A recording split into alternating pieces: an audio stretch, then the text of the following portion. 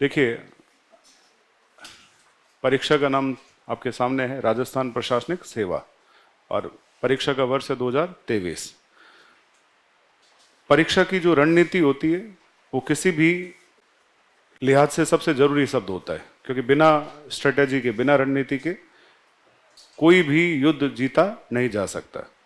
तो यदि हमें ये सोचना है कि एग्जाम हमें कैसे निकालना है, तो मेरा ये मानना है कि प्री का एग्जाम, जैसे हम प्रिलिमिनरी कहते हैं, वैसे प्री कहना ही गलत शब्द होता है।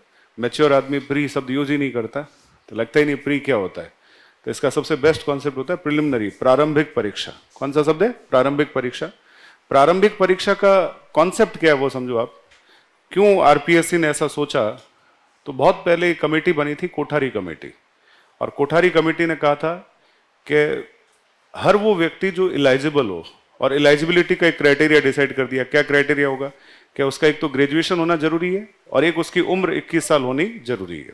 ये मैं यूपीएससी आरपीएससी दोनों के लिहाज से बता रहा हूँ। कमेटी का नाम क्या था? कोठारी कमेटी। और इसने 70 की डेकेड में एक शब्द कहा था कि पहले एक एग्जाम हो, जो पहला स्टेज हो, जैसे स्क्रीनिंग टेस्ट कहा जाए। कौन सा टेस्ट? स्क्रीनिंग। स्क्रीनिंग का मतलब सीधा सीधा यदि पूछा जाए तो इसे बोलते हैं छंटनी परीक्षा। क्या बोलते हैं? छंटनी। तो ऐसे जितने लोग हैं जो तैयारी को लेके गंभीर नहीं है, उन सबको, यदि व्यवहारिक शब्द में बोला जाए तो मूविंग ऑफ रास्कल्स। क्या होता है? Moving of Rascals. इसका सीधा मतलब है कि जो धूर्त है, पढ़ाई के प्रति गंभीर नहीं है, उनको आप पहले चरण में बाहर कर दो। क्योंकि हर व्यक्ति को, हमारे संविधान में लिखा हुआ है, अपॉर्चुनिटी का अधिकार है, अवसर का अधिकार है, अवसर की स्वतंत्रता है। तो सभी लोग अवसर प्राप्त कर सकते हैं। अब चाहे आप जनरल है, एससी है, एसटी है, ओबीसी है, महिला है, पुरुष है, ठीक है, टीएसपी यानी ट्राइबल एरिया से बिलोंग करते हैं, या ट्राइबल एरिया नहीं लगता है, किसी भी क्षेत्र से हो, किसी भी समुदाय से हो, किसी भी जेंडर से हो, कोई फर्क नहीं पड़ता, सभी लोग पार्टिसिपेट कर सकते हैं। हाँ, ये अलग बात है कि अवसर की समानता के लिए गवर्नमेंट चाहे तो आपको अगले स्टेज पे, मतलब फर्स्ट स्टेज से लेकर लास्ट स्टेज तक कुछ प्रिविलेज का मतलब होता है विशेषाधिकार दे सकती है। तो हम जानते हैं कि जो टीएसपी है, एससी एसटी है, ओबीसी है, उनको कई तरह के प्रिविलेज मिलते हैं, विशेषाधिकार मिलते हैं। तो ये बात आप समझिए कि आप जिस परीक्षा के बारे में सोच रहे हैं, उस परीक्षा को मैं एक शब्द के तौर पे बोल रहा हूं। आज का जो पूरा कॉन्सेप्ट है ना, एक ही एग्जाम पे, जिस एग्जाम का नाम है, मैं शॉर्ट में लिख देता हूं, प्रीलिम्स। क्या बोलते हैं? प्रीलिम्स। और कई बार होता है ना, जैसे व्यवहार में भी हम कहें कि एक व्यक्ति शादी तक जाने से पहले सगाई के कांटेक्ट में आता है। तो कई बार लोग सोचते हैं पहले सगाई तो हो जाए फिर शादी होगी, ऐसा होता है। तो पहले प्री तो पास हो जाओ, अगला क्या होगा? मेंस होगा। तो ये प्री का कॉन्ट्रैक्ट पूरा किए बिना मेंस के कॉन्ट्रैक्ट तक पहुंचना मुश्किल है। तो अब ये मैं आपको थोड़ा यूपीएससी के अंदाज में समझाऊं। यूपीएससी का एग्जाम जो आजकल हो रहा है, उसमें ऐसा देखा जा रहा है कि प्रिलिमिनरी ही पास करना बच्चों के लिए क्या हो रहा है? मुश्किल हो रहा है। और प्री निकालने के बाद, प्रीलिम्स निकालने के बाद जो मेंस का एग्जाम है, उसकी कंपटीशन जो है, मुझे लगता है कंपैरेटिव उतनी नहीं है। जो बच्चे प्रिलिमिनरी एग्जाम निकाल के मेंस तक जा रहे हैं, राजस्थान में भी मैंने कई बच्चों को देखा है जो बच्चे कक्षाओं में गंभीर लगे हैं। मुझे, मैं पिछले कई वर्षों से इस प्रक्रिया से जुड़ा हूं, और प्रिलिमिनरी को लेके मेरे पास जो स्ट्रेटेजी है, मैं मानता हूं प्रॉपर है। मैं ये नहीं कहता हूं सबसे बेस्ट है, ऐसे शब्द हमने कभी इस्तेमाल किए नहीं है, लेकिन मुझे पता है कि बेस्ट है। ठीक है, आप लोगों तक जो आज कक्षा जाएगी वो बहुत ही प्रोडक्टिव क्लास होगी। आपको ये समझाना जरूरी है कि इस परीक्षा को पास करने की क्या रणनीति होनी चाहिए। तो यदि इस परीक्षा की गंभीरता को समझे, तो मैंने ऐसे बहुत सारे बच्चों को देखा है जिनकी तैयारी बहुत अच्छी है, जिन्होंने मेंस की पूरी अप्रोच तैयार कर ली है, लेकिन कहीं कुछ चूक की वजह से, कमी की वजह से, बिना प्रैक्टिस के यदि उन्होंने प्रीलिम्स में अपने आप को इन्वॉल्व किया, वो पहले स्टेज से बाहर हो गए। तो पता चला 2-3 साल से लगा हुआ था स्टूडेंट, और एक भर्ती आई, भर्ती में उसका पूरा जोश था, जुनून था कि मैं ये भर्ती निकाल दूंगा, लेकिन वो पहले स्टेज में क्या हो गया? बाहर हो गया। और पहले स्टेज से बाहर होने का मतलब है, आप ये समझ लो, जैसे मान लो आप सांप सीढ़ी खेलते हो और स्टार्टिंग आपकी हुई और आप उसी दौर से बाहर हो गए, तो वो थोड़ा खराब लगता है। एक बच्चे को सीधा से ये लगता है कि अच्छी मेहनत थी, प्रिपरेशन थी, सारी रणनीति बना दी थी कि 1 से लेकर 100 तक कैसे जाना है, क्लियर है, लेकिन किस्मत खराब थी, या अप्रोच सही नहीं थी, या कुछ कमियां थी, इस वजह से पहले ही चरण में बाहर हो गए। हालांकि दूसरा चरण ठीक है, लेकिन तीसरा चरण, यदि आप सांप सीढ़ी का गेम आपने देखा हो, तो उसमें सबसे ऊपर जाके 99 पे एक सांप होता है, और यदि वो सांप आपको डस ले तो क्या होता है? वापस नीचे आ जाते हैं। और वापस नीचे आने का मतलब क्या हुआ कि तैयारी आपको फिर से शुरू करनी है। अच्छा, बीच में ऐसी बहुत सारी कमेटी, जैसे एक और कमेटी बनी थी जिसका नाम था वाई के अलग कमेटी। अलग कमेटी ने ये कहा था कि राजस्थान के या भारत के अंदर पूरे जो स्टेट है उसमें जो भी एग्जामिनेशन होते हैं, स्पेशली यूपीएससी को लेके भी कहा था कि इसमें एक बार जो बच्चा प्रिलिमिनरी एग्जाम पास कर दे उसको ये छूट दे दो, उसको एक सर्टिफिकेशन दे दो कि अगली बार वो सीधा मेंस में बैठेगा। ऐसी सलाह दी थी, लेकिन ये सलाह मानी नहीं गई। ये माना गया कि कंपटीशन बहुत ज़्यादा है और उसमें यदि हम ऐसे बच्चों को एक अधिकार दे देंगे कि भाई ये सर्टिफिकेशन है, अब आपको प्री का एग्जाम दोबारा नहीं देना, सिर्फ कौन सा देना है, मेंस देना है, तो फिर कंपटीशन में नए लोग जो आ रहे हैं उनका उत्साह कम हो जाएगा। तो सीधी सी बात है कि एग्जाम जो है ये आपका एक कॉन्सेप्ट क्रिएट करता है, स्क्रीनिंग टेस्ट है, सिलेक्शन टेस्ट नहीं है। अच्छा, स्क्रीनिंग टेस्ट है, इसका मतलब क्या होता है, मैं इसके नीचे एक शब्द लिख देता हूँ, स्क्रीनिंग टेस्ट, और थोड़ा सा मैं ये शब्द भी लिख देता हूँ, मूविंग ऑफ रास्कल्स।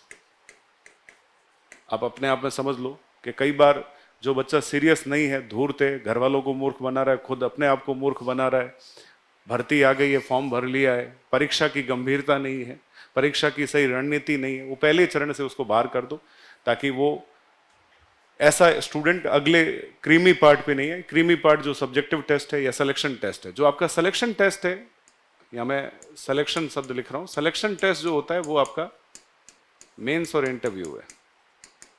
मेंस आपका 800 मार्क्स का है और इंटरव्यू आपका 100 मार्क्स का है। हालांकि मुझे लगता है कि अभी इन्होंने 100 क्यों दिए हैं, मैंने नोटिफिकेशन देखा था 2023 का, क्योंकि अभी गवर्नमेंट का एक आदेश था कि राजस्थान में किसी भी भर्ती की परीक्षा के 10% से ज़्यादा इंटरव्यू का वेटेज नहीं होना चाहिए, और इस परीक्षा का टोटल वेटेज है 800 नंबर, और यदि 10% निकाले तो कितने होते हैं, 80। तो मुझे लगता है इंटरव्यू को लेके अभी मामला, यदि वो कानून बना है तो उसके डायरेक्शन में जो भी है वो खैर बाद की बात है, लेकिन एग्जामिनेशन जो है उसका नोटिफिकेशन सरकार ने जारी कर ही दिया। अच्छा, एग्जामिनेशन के ट्रेंड कैसे होते हैं मैं आपको बता दूं। आजकल जो पैटर्न बना है, मैं 2013 से ये देख रहा हूँ, भर्ती बदल गई है, सिलेबस बदल गया है। तो सिलेबस बदला है तो अब आपका पोर्शन जो है वो सिर्फ जनरल स्टडीज है।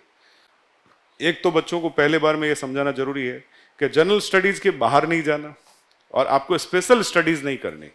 अब स्पेशल स्टडीज का मतलब क्या हुआ कि कई बार जैसे बच्चा पॉलिटिकल साइंस पढ़ रहा है, इकोनॉमिक्स पढ़ रहा है, या साइंस पढ़ रहा है, या मान लो मैथ्स या रीजनिंग पढ़ रहा है, तो उसको ये समझना है कि ये जीके का पेपर है।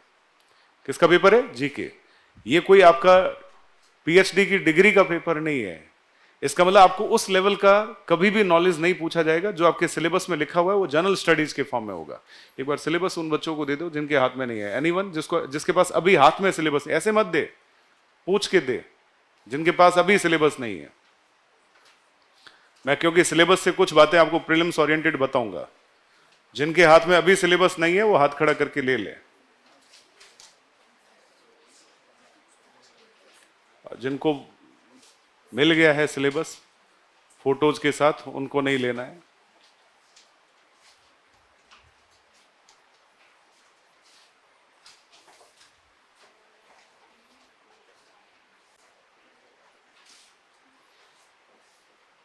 जल्दी कर।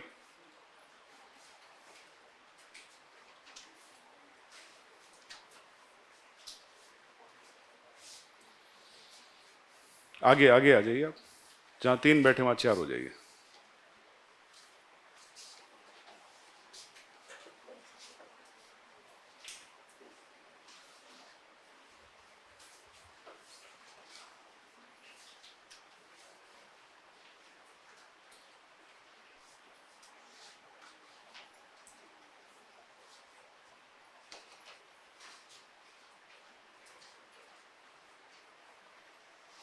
बस ठीक है।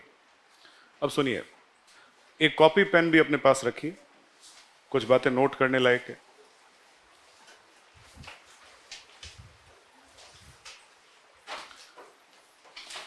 कई अभ्यर्थी ऐसे भी मैंने जीवन में देखे हैं जो आके बोलते हैं, सर प्रीलिम्स में इस बार मेरे 122 नंबर आ गए, 127 नंबर आ गए, जबकि मेरिट प्री की बहुत कम रहती है। 122, 127, 130 आना बहुत बड़ी उपलब्धि माना जा सकता है उन बच्चों के लिए जिनको फैक्चुअल समझ में आता है और जो इस सब्जेक्ट के इंपॉर्टेंस को समझते हैं, लेके आ गए मान लीजिए। लेकिन मेंस में ऐसे मैंने हजारों बच्चों को फेल होते हुए देखा है। क्योंकि मेंस का प्रोसेस पूरा का पूरा अलग है। तो इसीलिए कहते हैं कि एग्जामिनेशन की स्ट्रेटेजी अलग अलग होती है। जैसे प्रीलिम्स की स्ट्रेटेजी कैसी होनी चाहिए उस पर आज मैं बात करूंगा लंबी। इस परीक्षा को आप कभी भी जीवन में सोचें, जैसे अभी तो जो बच्चे इन दिनों में एग्जाम देने वाले हैं, गवर्नमेंट ने उनके लिए कहा है कि सितंबर या अक्टूबर में पेपर हो सकता है। तो सितंबर या अक्टूबर में पेपर हो सकता है, तो बच्चों के पास टाइम नहीं है। अभी मैं मतलब ये दावे के साथ कह सकता हूं कि राजस्थान में ये जो भी पैटर्न डेवलप हुआ है पिछले कुछ भर्तियों में, एक दो भर्तियों से ऐसा हो रहा है कोविड काल के बाद कि बिना बहुत पूर्व सूचना की ये इमीडिएट विज्ञप्ति ला रहे हैं और परीक्षा की डेट मात्र 2-3 महीने में। इसका मतलब इनको ये लगता है कि कोई भी बच्चा आरएस की तैयारी जो है वो 2-2.5 महीने में कर लेगा। इसका मतलब ये बच्चों पे फोर्स ज्यादा डाल रहे हैं, जबकि प्रक्रिया ये होनी चाहिए कि हर साल इनका एक कैलेंडर होना चाहिए, जैसे यूपीएससी का है। तो कैलेंडर एवरी ईयर हो, एवरी ईयर ये फिक्स हो कि एग्जाम प्री का होगा, उसके बाद मेंस होगा, इंटरव्यू होगा। जैसे यूपीएससी में आप देखोगे तो लगभग मई जून के आसपास प्रिलिमिनरी का पेपर होता है, उसके बाद अक्टूबर के आसपास आपका मेंस का पेपर हो जाता है। और जैसे मेंस के रिजल्ट आते हैं जनवरी फरवरी के आसपास इंटरव्यू हो जाते हैं और एक ही साल में बच्चे की प्रक्रिया पूरी हो जाती है और उसको रिजल्ट आ जाता है। राजस्थान में आप भर्तियों के ट्रेंड को समझें, थोड़ा सा मैं आपको ट्रेंड के बारे में बताऊं। 2007, 2008, 2010 यानी मात्र आप ये कह सकते हैं 4 साल में 3 वैकेंसी आ गई थी। तो उस हिसाब से तो लगा कि आरएस को लेकर प्रक्रिया गंभीर हो रही है, लोग ज़्यादा सीरियस है, आरपीएससी सीरियस है। उसके बाद 2010 का मुझे अच्छे से पता है, आप लोग जानते नहीं होंगे, एक कुमावत साहब आरपीएससी के चेयरमैन थे और ये दौर बहुत अच्छा था क्योंकि कुमावत साहब बहुत ही आप ये कह सकते हैं ऑनेस्ट आदमी। मैं ऑनेस्ट इसलिए शब्द यूज कर रहा हूँ कि आरपीएससी के चेयरमैन तक घोटालों में सामने आए हैं। मेंबर्स का नाम तो आम आ ही रहा है और अभी भी आ चुका है। तो 2010 में प्रक्रिया जो थी वो इतनी फास्ट हुई कि लगभग जुलाई में नोटिफिकेशन आया, सितंबर अक्टूबर में इन्होंने प्री का एग्जाम करवाया, उसके बाद दिसंबर जनवरी में मेंस करवा दिया, थोड़े दिनों बाद इंटरव्यू करा दिया और साल भर के अंदर इन्होंने रिजल्ट दे दिया। मैंने आज तक आरएस के इतिहास में इतनी फास्ट वैकेंसी नहीं देखी। जो कौन सी थी 2010। ये डिपेंड करता है कि एफिशिएंट आदमी यदि इस पद पर आ जाए और ये बात को अपना ऑनेस्टी के साथ मादा ये मतलब सोच पकड़ ले कि भाई मुझे इस साल एग्जाम करवाना है और पूरा बढ़िया प्रक्रिया से कराना है। तो ऐसा एक बार हो चुका है, कब? 2010। अब हालांकि अभी आरपीएससी को लेके ही संदेह है क्योंकि आरपीएससी में मेंबर ही नहीं है, एक चेयरमैन है, 2 मेंबर है। लेकिन खैर हम इन सब बातों पे नहीं जाएं, हमारा काम दोषारोपण नहीं, हम चीजों को समझें। इसके बाद 2012 में वैकेंसी आई। यहां तक जो वैकेंसी थी उसमें ऑप्शनल सब्जेक्ट लेना होता था, मतलब आपको किसी पेपर में 2 पेपर में विशेषज्ञ होना पड़ता था। 2013 में चूंकि 2011 में यूपीएससी का ट्रेंड बदला और वहां 2 में से केवल एक ऑप्शनल पेपर की अप्रोच शुरू हुई, तो राजस्थान में भी प्रक्रिया में बदलाव हुआ और राजस्थान की नई भर्ती प्रक्रिया, नए पैटर्न पे प्रक्रिया कब से शुरू हुई? 2013। 2013 के बाद अगली परीक्षा हुई 2016, उसके बाद अगली परीक्षा हुई 2018 और उसके बाद हुई 2021। तो ऐसा देखा जा रहा है 3 साल, 2 साल, 3 साल ये गैप आ रहा है। कितना गैप आ रहा है? 3 साल, 2 साल, 3 साल। और अभी वापस देखें तो भर्ती आ गई कौन से साल में? 2023। और नाम चूंकि भर्ती का लिखा हुआ है 23-24, तो सीधा सा इन्होंने इस बात को मैसेज दे दिया है बच्चों को कि ये प्रक्रिया जो है 24 तक तो पूरी होगी, हो सकता है 26 भी हो जाए। जैसे 21 वाले जो बच्चे हैं 1.5 साल से इसी बात का इंतजार कर रहे हैं, 1.5 साल से, कि उनका इंटरव्यू कब होगा। डेट अब आई है इंटरव्यू की, तो ऐसा बहुत कम आयोगों में होता है, कमीशंस में होता है। तो ये आप लापरवाही समझ सकते हैं, लेकिन जो भी है अब हमें इन सब चीज़ों पे नहीं जाना। मैंने देखा है कई बार लोग इन बातों को ज़्यादा करते हैं, ये एक पॉलिटिक्स हो सकती है, हमें उस इन्वॉल्वमेंट में नहीं जाना। हमें इस तरह की पॉलिटिक्स से बचना है और हमें हमारी तैयारी करनी है। तो तैयारी के क्या मापदंड होंगे उस पर बाद में बात करें। अब यदि मैं पिछली 4 वैकेंसियों की बात करूं तो ये पेपर आप जानते हैं प्रीलिम्स का 200 नंबर का है। कितने नंबर का है? 200। और इसमें 150 सवाल आते हैं। कितने सवाल आते हैं? 150। और मैं सीधा सीधा कह दूं कि आपको जो अभी पेपर मिला है 2 पेज का, ये इसका एक सरकमफेरेंस है, ये एक परिधि है। इसमें जो भी लिखा हुआ है इससे बाहर कुछ नहीं जाता। ये आपका एक सिलेबस है, लेकिन सिलेबस छोटा है, कॉन्सेप्ट आपका बड़ा है। जैसे ये कह सकते हैं कि ये वो ट्रेलर है जो आपको असली फिल्म के अप्रोच तक लेके जाएगा। तो जिसको ट्रेलर ढंग से समझ में आ जाता है वो फिल्म को बहुत अच्छे से समझ सकता है। ट्रेलर को भी कई बार समझना जरूरी, कॉन्सेप्ट क्या है। तो आप समझो कि आप जैसे बिल्कुल सेंटर में है और आपकी तैयारी शुरू है, तो आपको अप्रोच इस तरह से करनी है ताकि आप इस सरकमफेरेंस तक पहुंच जाओ। लेकिन यदि आप इससे बाहर जाते हैं या इससे कम रहते हैं तो ये दोनों गलत अप्रोच है। और इस अप्रोच तक काम करते हैं तो बिल्कुल सही है। अब यदि इस अप्रोच तक आपकी काम होती है, मतलब स्टडी होती है, तो मैं इसको नाम दूंगा स्मार्ट स्टडी।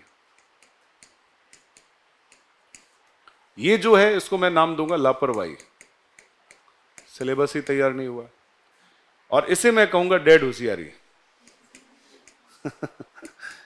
ठीक है, ऐसे बहुत होते हैं जो डेड होशियार होते हैं। तो अब डिपेंड करता है कि आपको एक इंटेलिजेंसी के साथ, अपने इंटेलेक्चुअल के साथ क्या अप्रोच बनानी है। मेरा ये मानना है कि स्मार्ट स्टडी के अप्रोच में जाना है। स्मार्ट स्टडी यही कहती है कि आपका जो सिलेबस है, अच्छा सिलेबस को हमेशा कुछ बात अच्छे से समझें, सिलेबस आपके लिए भगवत गीता से कम नहीं होना चाहिए। मतलब जिसको सिलेबस समझ में नहीं आता वो कभी परीक्षा के पैटर्न में डिटेल नहीं जाता। तो मुझे ऐसा लगता है, कई बार मैंने ऐसे विद्यार्थियों को देखा है जीवन में जो बहुत सारे अलग अलग फील्ड में होते हैं, अपना जीवन कैरियर बना चुके होते हैं, या किसी डायरेक्शन में उनका एकदम अप्रोच होता है, अचानक से कोई मैसेज देता है कि आरएस की वैकेंसी आई है, तो वो एकदम से अपना मानस बना लेते हैं कि इस बार आरएस एग्जाम देना है। मैंने ऐसे बहुत सारे स्टूडेंट देखे हैं। जैसे 2013 के बैच में हमारे सारथी की स्थापना दिसंबर 2014 में हुई थी, और जैसा मैंने अभी कहा कि पहली वैकेंसी मैं जब से नया पैटर्न स्टार्ट हुआ है तब से उदयपुर में एस्टेब्लिश हो चुका हूँ, और हमने ये सारी भर्तियां पार करवाई है बच्चों को। तो मैंने उसमें ऐसे बच्चों को भी देखा, क्योंकि इसका प्री का एग्जाम हुआ था 2015 में, 2013 का प्रीलिम्स का पेपर कब हुआ था, वैकेंसी 2013 की थी, लेकिन एग्जाम कैंसिल हो गया था नकल की वजह से। तो एग्जाम रिपीट हुआ, वापस ये कहा कि चेयरमैन और उनके इन्वॉल्वमेंट की वजह से नकल हुई थी और नकल की वजह से पेपर कैंसिल हुआ। तो 13 वाला पेपर वापस हुआ था अक्टूबर 2015 में, और हमने दिसंबर 2014 में स्टार्ट कर लिया था पहला बैच। बेसिकली देखो, केवल इंस्टीट्यूशन ही काम नहीं करता, बैच भी अच्छा बने तो बहुत फर्क होता है। बच्चे भी यदि सिंसियर हो, बच्चे उस बात को समझे जो मास्टर की गहराई है, इंस्टीट्यूशन की गहराई है, उस बात को अच्छे से समझे तो रिजल्ट आता है। 160 बच्चों में मैं कोई गलत एफिसी आप देखोगे, कभी इस तरह के इंटीग्रिटी से हटके बातें मैंने आज तक की नहीं है। 157 बच्चे प्री पास हुए थे उस बैच में। तो आप इस बात को समझ सकते हैं कि कोई बच्चा अप्रोच करे, क्योंकि मुझे ये बात अच्छे से पता थी कि निकालना क्या। प्रीलिम्स का एक अलग अप्रोच है, हो सकता है कि आप में से कई बच्चे इस साल अटेम्प्ट लें या नहीं लें, या इस साल अटेम्प्ट लें, जो भी कहें, यदि सही स्ट्रेटेजी पे आप फोकस करो तो ये मेरे हिसाब से बहुत ज्यादा बुद्धिजीविता का गेम नहीं है, ये स्मार्ट स्टडी है। यदि आपने सही अप्रोच की कि ना, एकदम हथौड़ा सही जगह पे मारा, तो आपका विजय पक्का है। तो मेरा ये मानना है, मैं उस पर बात करूंगा, अभी लंबी बात करूंगा, इसीलिए आपको आज सेमिनार के तौर पे मैं समझाना चाह रहा हूं। कल से मैराथन स्टार्ट हो जाएगी। 157 बच्चे जो प्री निकाले थे, रीजन ये था कि उस समय प्री की मेरिट कितने नंबर रही थी, 60। ये मैं जनरल की मेरिट कह रहा हूं, फीमेल, SC ST TSP में थोड़ा ऊपर नीचे हो सकता है, समझ आ रही बात। तो जनरल मतलब सबसे ऊपर की मेरिट कितनी थी, 200 में से मात्र कितने नंबर, 60 नंबर। तो आप ये बात अच्छे से समझ सकते हैं कि जिस बच्चे की सही अप्रोच थी, रीजन ये था कि राजस्थान में उससे पहले जनरल स्टडीज को इस तरह से नहीं पूछा गया था जैसा 2013 का पेपर आया था। 2013 के पेपर को इन्होंने as it is RAS is equal to IS इस लेवल पे ले जाने का प्रयास शुरू कर दिया, और ये लेवल अभी तक ले जाने का प्रयास जारी है। आप बस यही कह सकते हैं कि दिक्कत एक ही है कि यहां जो लोग पेपर बना रहे हैं, जिनकी पेपर स्ट्रेटेजी मुझे लगता है अभी प्रॉपर नहीं हो पाई। रीजन ये होता है कि हालांकि अभी UPSC का जो GS का पेपर हुआ वो भी डाउटेबल था, जो अभी इस साल इन्होंने पूछा है, उस पेपर को लेके भी बहुत सारे सवाल खड़े हुए हैं। कारण क्या है कि पेपर जो आता है वो दो तरह का आता है, एक आता है तथ्यात्मक और एक आता है विश्लेषणात्मक, और इसको हम अवधारणात्मक भी कहते हैं। अवधारणात्मक मतलब होता है कॉन्सेप्चुअल, और ये होता है फैक्चुअल। तो राजस्थान में कुछ ऐसे ऐसे सवाल इन्होंने पूछे हैं कि इनको लगता है कि इंसान का दिमाग कोई कंप्यूटर है, और वो उस कंप्यूटर में पूरी लिस्टिंग डाल के बैठा है कि आज तक राज्यपाल कौन रहे, उनकी क्या विशेषता रही, आज तक जो भी इन्होंने सिलेबस में शब्द, जैसे आप पॉलिटी में जाओगे तो कहीं लिखा होगा मानवाधिकार आयोग, कहीं लिखा होगा लोक सेवा आयोग, कहीं लिखा होगा हाईकोर्ट। तो ये तक पूछ लिया कि फलाने टाइम में जो हाईकोर्ट के न्यायाधीश, मुख्य न्यायाधीश रहे, उनका क्रम क्या है। तो इसका मतलब आज तक जितने न्यायाधीश बने 40-50 जो, उन सब के आपको क्या पता होने चाहिए, नाम और उनका टेन्योर पता होना चाहिए। तो ये कोई बुद्धिजीवी व्यक्ति का काम नहीं होता। मुझे ऐसा लगता है कि ये उस व्यक्ति का काम होता है जो रट्टू तोता होता है, और जो चीज़ों को रट लेता है फटाफट, इस तरह की चीज़ें उसको मार्केट में मिल जाती है और वो हाई कोर्ट के जितने जस्टिस है उनके नाम देख लेता है और उसमें से न्यायाधीशों का, आज जैसे मैं शाम को यूट्यूब के ऊपर 2021 का पेपर सॉल्व भी कराऊंगा पॉलिटी का, तो मेरा जो सब्जेक्ट है, अलग अलग टीचर अलग अलग विषय के विशेषज्ञ जो भी हमारे वो पेपर सॉल्व करवा रहे हैं, तो आप देखोगे कुछ ऐसे सवाल भी पूछे जो सवाल होने ही नहीं चाहिए, लेकिन चूंकि मैंने ये कहा है कि मेरिट कम जाती है तो ऐसे सवाल छोड़ने के लिए होते हैं। ऐसे सवाल किसके लिए होते हैं? छोड़ने के लिए। अच्छा, मुझे कई बच्चे ऐसे भी मिलते हैं, जैसे अभी कुछ ही दिनों पहले एक स्टूडेंट से बात हुई, बोले सर पता नहीं पेपर सामने आता है तो ऐसा लगता है OMR पूरी भरनी है मुझे, OMR में 150 गोले करने होते हैं, तो मेरा मन करता है मैं एक भी नहीं छोड़ूं, तो मैं 147 150 के बीच अटेम्प्ट लेके आती हूँ। तो फिर मैंने उसको कहा, मैं बेटा जिंदगी में रिजल्ट तो आएगा नहीं, OMR बहुत खूबसूरत हो जाएगी। होता भी यही है, क्योंकि इतने अटेम्प्ट आपको लेने ही नहीं है, क्योंकि कुछ क्वेश्चन आपके लिए बने ही नहीं है।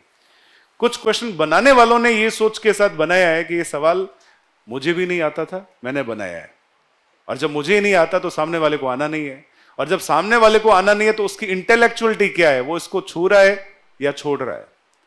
लेकिन इंसान जो थोड़ा सा समझता नहीं चीजों को, उसको लगता है कि यार 4 में से या 3 में से तीनों गलत हो गए तो क्या होगा, इज इक्वल टू 0 होगा, क्या फर्क पड़ता है, अटेम्प्ट ले लो।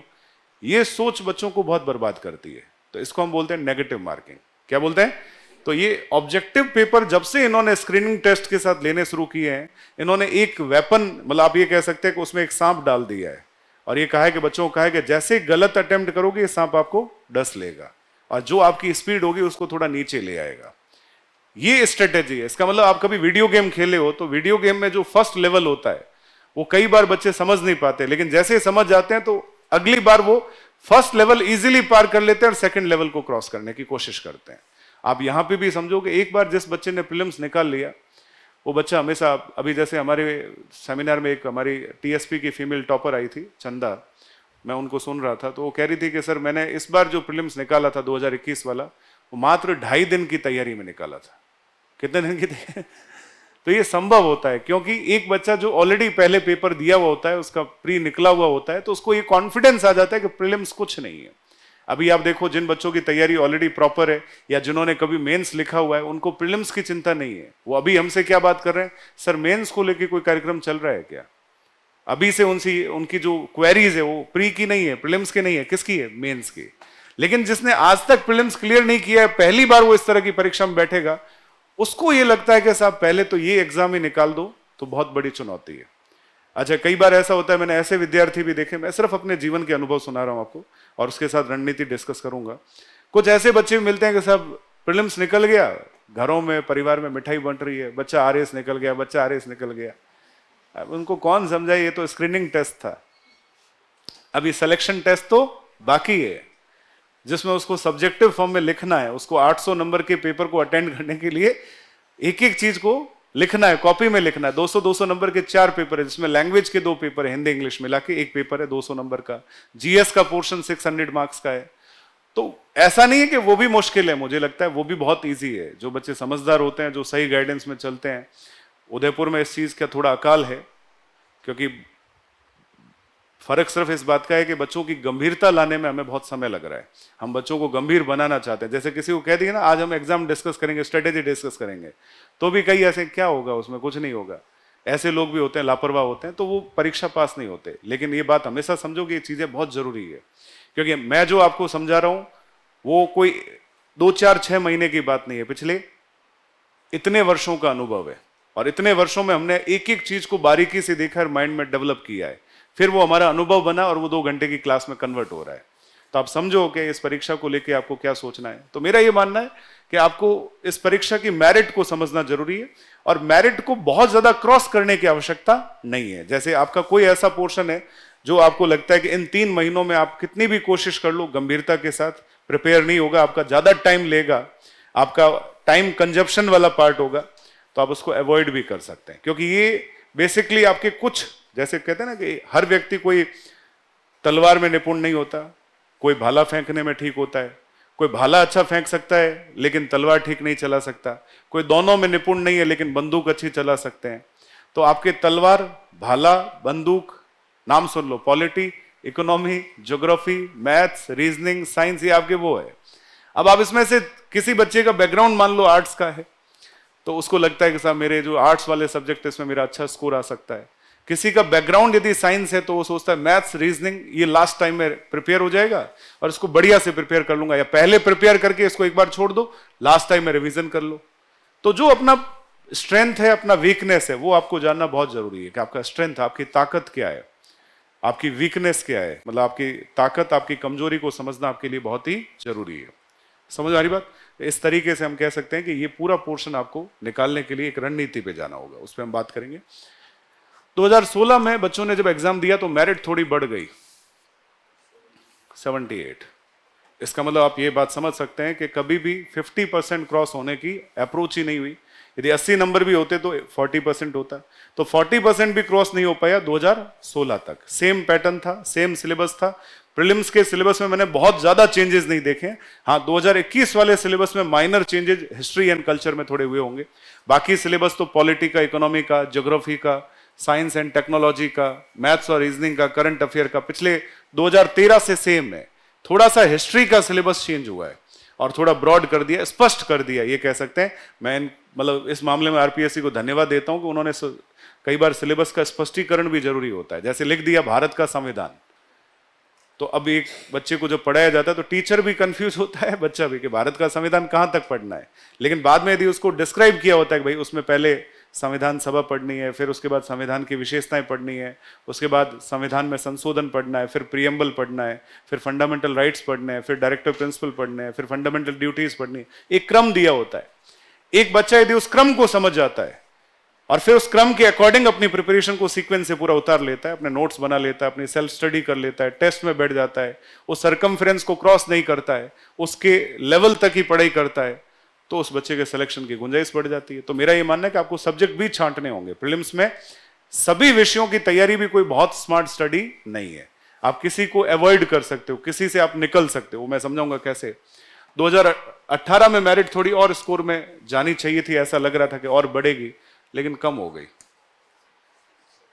76। और 2021 में मेरिट थोड़ी बढ़ गई और ये 84, 85 कह सकते हैं। ये जनरल की मेरिट है। बीच बीच में कभी कभी ऐसा हुआ कि ओबीसी की मेरिट इन्होंने जो निकाली थी वो 100 के आसपास थी। तो अब आप कहोगे सर जनरल से ओबीसी की मेरिट कैसे ज्यादा जा सकती? ये कंफ्यूजन आरपीएससी ने ओबीसी वाले बच्चों के साथ किया। वो बच्चे भी बेचारे बहुत तनाव में आए और ये बहुत गलत भी हुआ। हालांकि बाद में आप ये कह सकते हैं कि कोर्ट के आदेश के माध्यम से उन सबको प्रीलिम्स क्वालिफाई कर दिया, क्योंकि जनरल की मेरिट से ओबीसी की मेरिट ऊपर नहीं जा सकती। तो ये सारे बच्चे भी क्वालिफाई हुए, लेकिन 1-1.5 महीने का इनका समय खराब कर दिया, क्योंकि बच्चा कंफ्यूज हो गया। अब किसी के मान लो 92 थे, उसका सिलेक्शन ही नहीं हुआ, जबकि उसकी जनरल से ज्यादा मेरिट थी। ऐसे भी आरपीएससी ने कई काम किए हैं। तो कर सकती है, ऐसा इमेजिनेशन है हमारा कि अभी भी आगे भी कर सकती है। लेकिन आप समझिए कि ये परीक्षाओं के पैटर्न रहे हैं। अब 23 का मेरिट कितना रहेगा, ये एक बड़ी बात है। तो आप ये मान के चलिए कि कम से कम हमें इस अप्रोच तक तो हमेशा सोचना ही चाहिए। कौन सी अप्रोच तक? 50%। लेकिन कोई ये सोच रहा है कि मेरे 75% आएंगे प्रीलिम्स में, इतने लाने के प्रयास करूंगा, मुझे लगता है ये निरर्थक है। क्योंकि मेरिट में जो सबसे नीचे आता है वो भी बराबर, और मेरिट का जो टॉपर है वो भी बराबर। ये स्क्रीनिंग टेस्ट है, आपका सिलेक्शन टेस्ट नहीं है। इसके मार्क्स कहीं नहीं जोड़ते। जब इसके मार्क्स कहीं नहीं जोड़ते तो हमें इस अप्रोच में कभी आना ही नहीं है कि इसको हम टॉप करें। बस हमें इसको निकालना है, हमें इसको निकालना है। वापस वही शब्द लूंगा मैं, जैसे हम वीडियो गेम खेलते हैं तो हमें लगता है फर्स्ट लेवल कैसे क्रॉस करना है, वो स्ट्रेटेजी हमारी प्रॉपर होनी चाहिए कि ये फर्स्ट लेवल हमारा क्रॉस हो जाए, ताकि हम सेकंड लेवल, जो रियल लेवल है, जो एक्चुअल लेवल है, जो हमें एग्जामिनेशन के माध्यम से रैंक दिलाएगा, जिसके माध्यम से हमारा ड्रीम पूरा होगा, उस पर हम फोकस करें। तो एक्चुअल, कभी कभी जो बच्चा समझदार होता है, या मान लो कभी मैं खुद ही अपने आप को समझाऊंगा मुझे एग्जाम देना है, तो मैं सबसे पहले यही सोचूंगा प्रीलिम्स कुछ नहीं होता, मेंस ही सब कुछ है। और मैंने ऐसे बच्चे भी देखे हैं, जैसे 2010 की बात है, जब परीक्षा हुई थी 2008-2010 वाले एग्जाम में, 2010 में स्पेशली 8 वाले 10 वाले एग्जाम में जो टॉपर थे, उनके उस समय 1300 नंबर का मेंस होता था। कितने नंबर का? और 160 नंबर का इंटरव्यू होता था। तो विनय पाठक साहब थे, उस समय के टॉपर थे। तो 1300 में से उनके मेंस में ही आप ये समझ लो कि उनके बाद जो सेकंड आया था उसके बराबर नंबर थे। यदि उनको मेन इंटरव्यू में कोई बहुत कम नंबर भी दे देता, मान लो 160 में से इंटरव्यू में उनको सिर्फ 3 नंबर या 4 नंबर ज्यादा आ जाते, तब भी वो टॉपर होते। इसका मतलब रियल गेम जो है वो कौन सा है, मेंस है। 800 में से आप नंबर लेके आ गए, आपके नंबर 400 450 आ गए, मुझे लगता है अब राजस्थान टॉप हो। 400 450 आ गए, अब राजस्थान टॉप हो। तो ये तो खैर अभी हम बात नहीं करेंगे, क्योंकि अभी उस अप्रोच पे हमें जाना ही नहीं है कि मेंस की अप्रोच क्या है, उसकी बात हम प्रीलिम्स के बाद करेंगे। अभी हमारी सोच ये होनी चाहिए प्रीलिम्स कैसे निकालना है, प्रीलिम्स को निकालने का क्या तरीका होना चाहिए, 200 नंबर के पोर्शन को कैसे फोकस किया जाए, किस तरीके से पढ़ाई की जाए। अब इसको लेके मैं थोड़ी सी आपको बातें समझाता हूं जो हम बात करेंगे, ठीक है। तो एक बात आप अच्छे से समझ लो, आप यदि अपना सिलेबस भी देखोगे तो उसमें ऊपर ऊपर देखिए आप, ये लिखा हुआ है, स्कीम के बारे में लिखा हुआ है। आरपीएससी स्कीम देती है कि स्कीम में आपका 150 क्वेश्चन का पार्ट है, 3 आवर्स का टाइम है, एक ही पेपर होगा और 200 नंबर का पेपर होगा। लिखा हुआ ये, ऊपर कहीं लिखा होगा नेगेटिव मार्किंग होगी, पढ़ लो। और नेगेटिव मार्किंग कितनी होगी, 1/3। और मैं आपको हमेशा ये बताऊं कि जिन बच्चों ने मॉक टेस्ट नहीं दिए और वो यदि सीधा प्रीलिम्स का पेपर देने गए, उनका वैसे भी सिलेक्शन कुछ मार्जिन से कभी कभी इसीलिए रहता है कि उन्होंने अभ्यास नहीं किया। कहते ना, आप सीधा युद्ध में जाके लड़ोगे और पहले अभ्यास नहीं करोगे तो शहीद होना तय है। तो इससे बेटर है कि पहले आपको क्या करना चाहिए, मॉक ड्रिल करनी चाहिए, मॉक टेस्ट देने चाहिए। उससे पहले एग्जामिनेशन जैसी साइकोलॉजी आपको कई बार अप्रोच करनी चाहिए, क्योंकि उस मनोविज्ञान में जब तक नहीं आओगे ओएमआर कैसे भरा जाता है, कुछ गलती तो नहीं हो जाएगी, ये यदि आपकी प्रैक्टिस में आ गया तो ठीक है। क्योंकि आप जब पेपर देने जाओगे, पेपर पे लिखा है कि यदि आपने रोल नंबर या जो भी आपका प्रोसेस गलत भरा तो आपके 5 नंबर माइनस हो जाएंगे। ये लोग पढ़ते नहीं, मैं आपको पहले समझा दूं। तो जो जल्दबाजी में चीजों को सीरियसली नहीं लेते, वो कहीं ना कहीं गलती कर ही लेते हैं और ये 5 नंबर तो गए। और कई बार लगता है कि आधे 1 नंबर से सिलेक्शन नहीं हो पाया, तो वहां समझ में आता है कि मेन गलती तो कहीं और हुई थी। तो ये बात भी ध्यान रखना कि आपको बहुत इत्मीनान से पहले, जैसे अभी हम अप्रोच करेंगे आपकी कि 16 जुलाई से हम एक टेस्ट सीरीज शुरू कर रहे हैं और आपके एग्जाम तक हम 12 टेस्ट लेंगे। कितने टेस्ट लेंगे, 12। वो कैसे होंगे उस पर भी मैं आज बात करूंगा आपके तैयारी के साथ साथ, जो बच्चा इस प्रक्रिया को पूरा लेना चाह रहा है। वैसे ये बहुत बढ़िया माइंडसेट है कि 3 महीने की स्ट्रेटेजी में कोई बच्चा प्रीलिम्स को एक बार अप्रोच कर ले, तो मुझे लगता है ये बहुत आउटस्टैंडिंग है। मतलब इससे बाहर कुछ चीजें जाती नहीं। किसी को लगता है कि साहब इस प्रक्रिया में मुझे एक बार तो आना ही चाहिए, क्योंकि इस प्रक्रिया में आने से उसका पूरा सिलेबस पे कमांड बढ़िया हो जाता है। क्योंकि ये चीज मुझे लगता है आउटस्टैंडिंग मतलब एक बच्चा एक सही अप्रोच में बिना किसी अदरवाइज बात किए, इस अप्रोच पे गए बिना सीधी स्मार्ट स्टडी के अप्रोच में आता है, टारगेट स्टडी करता है। और जो टारगेट स्टडी करता है, मेरे हिसाब से वो 45 दिन की तैयारी में प्रीलिम्स निकाल सकता है। आप 3 महीने बहुत बड़ी बात समझो, मेरा ये मानना है 45 डेज में आपका प्रीलिम्स कवर हो सकता है। बस टारगेट स्टडी का मतलब आपको वही पढ़ना है जो सिलेबस कहता है, और सिलेबस से बाहर जाने की आवश्यकता नहीं है। अब इसका एक तरीका समझा रहा हूं मैं आपके 150 क्वेश्चन में। मैं थोड़ा सा आपको पैटर्न समझाऊं कैसे डिवाइड होता है। जैसे एक पोर्शन है मैथ्स और रीजनिंग, इसके मिनिमम 15 सवाल, मैक्सिमम 20 सवाल, ये इसका क्राइटेरिया है। इससे बाहर नहीं जाएगा, इसके नीचे ही रहेगा। 15 से नीचे जाने के भी चांस कंपैरेटिव कम होते हैं। तो कभी मैंने 18 देखे, कभी 20 देखे, कभी 15 सवाल। इससे नीचे नहीं देखे, इससे ऊपर नहीं देखे। तो ये एक स्ट्रेटेजी है। इसके अलावा एक पोर्शन और होता है जिसे बोलते हैं करंट अफेयर्स। कौन सा पोर्शन है, करंट अफेयर। करंट अफेयर का वेटेज आपका लगभग जो मुझे लगता है इतने क्वेश्चन का है। कितने सवाल का है, 15।